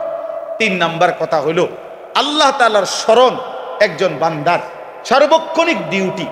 আল্লাহ চায় বান্দা যেখানেই থাকো আমাকে নিয়েই থাকো, আমার নাম নিয়ে থাকো। যেন আল্লাহ বলতেছে, আল্লাহ যেন বলতেছে বান্দা নামাজ পড়ো, আরে বাথরুমে যাচ্ছ, আচ্ছা ঠিক আছে, বাথরুম টয়লেটে ঢুকতেছো, দাঁড়াও দাঁড়াও একটু দাঁড়াও, আমার নাম, আমার নাম, হ্যাঁ, বিসমিকা আল্লাহুম্মা ইন্নী আউযু বিকা মিনাল খুবুসি ওয়াল খাবাইস। বাথরুম থেকে বের হইছো, আল্লাহ যেন বলে বান্দা আমার নাম নাও। গুফরানাকাল হামদুলিল্লাহিল্লাযী আযহাবা আন্নিল আদা ওয়া আফানি। বান্দা খাইতে বসছে, আল্লাহ যেন ডাক দিয়ে বলে থামো, আমার নাম নাও। বিসমিল্লাহি ওয়া আলা বারাকাতিল্লাহ। খানা শেষ হয়েছে, আল্লাহ যেন ডাক দিয়ে বলে বান্দা আমার নাম নাও। আলহামদুলিল্লাহিল্লাযী আতামানা ওয়া সাকানা ওয়া জাআলানা মিনাল মুসলিমিন। ঘুমাইতে গেছে বান্দা, আল্লাহ যেন ডাক দিয়ে বলে মশারি টাঙ্গাই লাইছো টাঙ্গাও, শুয়ে লাইছো শুইছো না, ঠিক আছে বান্দা আমার নাম নাও। আল্লাহুম্মা বিসমিকা আমুতু ওয়া আহইয়া। ঘুম থেকে জাগছে বান্দা, রব্বুল আলামিন যেন বলে বান্দা আমার নাম নাও। আলহামদুলিল্লাহিল্লাযী আহইয়ানা বাদামা আমাতানা ওয়া ইলাইহিন নুশুর। রব্বুল আলামিন বলে, বান্দা খাইতে ঘুমাইতে উঠতে বসতে চলতে ফিরতে যখন যেখানেই থাকো বান্দা, আমি চাই তুমি আমার নাম নাও বেশি বেশি। ফাইজা কুদিয়াতিস সালাতু ফান্তাশিরু ফিল আরদ ওয়াবতাগু মিন ফাদলিল্লাহ ওয়াযকুরুল্লাহা কাসীরা লাআল্লাকুম তুফলিহুন। বেশি বেশি আমার নাম নিবা, আমি আল্লাহ ওয়াদা দিলাম নিশ্চিত তুমি সফল হবে, কামিয়াব হবে, জান্নাতি হবে। এই জন্য প্রত্যেক সময়ে যে ব্যক্তি দোয়া পড়ে, এটা একটা সহজ কৌশল। অর্থাৎ আমরা কিতাবে পড়ছি, বুজুর্গদের মুখে শুনছি, কোন ব্যক্তি যদি যখন যেই কাজের সময় আল্লাহ নবী সাল্লাল্লাহু আলাইহি সাল্লাম যেই দোয়া শিখাইছেন, প্রতিটা দোয়া মানেই আল্লাহর নাম। কথা বলেন না? দোয়া মানেই কার নাম নেই? মূলত আল্লাহর কাছেই কয়, ঠিক না? প্রত্যেক কাজের ক্ষেত্রে যেই দোয়া, ওই দোয়া যদি কেউ শিখে খেয়াল করে করে পড়ে, তো আল্লাহ তাআলা তাকে নিশ্চিত আল্লাহর বেশি বেশি জিকিরকারী বান্দাদের অন্তর্ভুক্ত করে দেয়, তার নাম উঠে দেয়। এটা কিতাবে স্পষ্ট আছে। এই জন্য বেশি বেশি জিকিরকারী বান্দা হওয়ার একটা কৌশল যে রাসূলুল্লাহ সাল্লাল্লাহু আলাইহি সাল্লামের শেখানো দোয়াগুলো পড়তে থাকা। যখন যেখানে যে দোয়া নবীজি সাল্লাল্লাহু আলাইহি সাল্লাম পড়েছেন, শেখায়ছেন, এই জন্য এইটা আমাদের জন্য একটা আমল। আর সর্বশেষ কথা হলো, জীবনের সব পরিকল্পনা যেন শুধু দুনিয়াকে নিয়ে না হয়, বরং আখিরাতকে নিয়ে। কাকে নিয়ে বলেন? দুনিয়া চাইবো যা পবিত্র, যা হালাল, তাই দুনিয়া চাইতে নিষেধ করে নাই। দুনিয়া চাইতে নিষেধ করছে, বলছে পবিত্রটা চাইতে, হালাল চাইতে। এই জন্য আমরা প্রত্যেকে ইনশাআল্লাহ হালাল এবং পবিত্র দুনিয়া আল্লাহর কাছে চাইবো, পবিত্র আখিরাতও চাইবো, জাহান্নাম থেকে আযাব মুক্তি চাইবো। আল্লাহ আমাদেরকে তৌফিক দান করেন, আমাদের কবরবাসীদেরকে আল্লাহ তাআলা মাফ করে দেন। যত কিশোর যুবক বাবা তোমরা আসছো, প্রিয় ভাই আমার, আজকের থেকেই শুরু করো, এশার নামাজ পড়ো, মুনাফিক হইও না দোস্ত। নামাজের ওয়াক্তে এভাবে চলে যাওয়া আরেক দিকে, এটা সুস্পষ্টভাবে মুনাফিকের চিহ্ন। আল্লাহর পক্ষে ডাক দিলে সেখান থেকে সরে যাওয়া, এটা মুনাফিকের চিহ্ন। এজন্য মুসলমানের জন্ম নিয়ে এত বড় নাফরমান হইও না। এজন্য দয়া করে এক্ষুনি আমরা দোয়া করছি, এই দোয়ার পরেই আজান হবে, আজানের সাথে সাথে ইনশাআল্লাহ নামাজ হবে। এজন্য ইনশাআল্লাহ দোতলায়ও জায়গা আছে, এজন্য প্রত্যেকে ইনশাআল্লাহ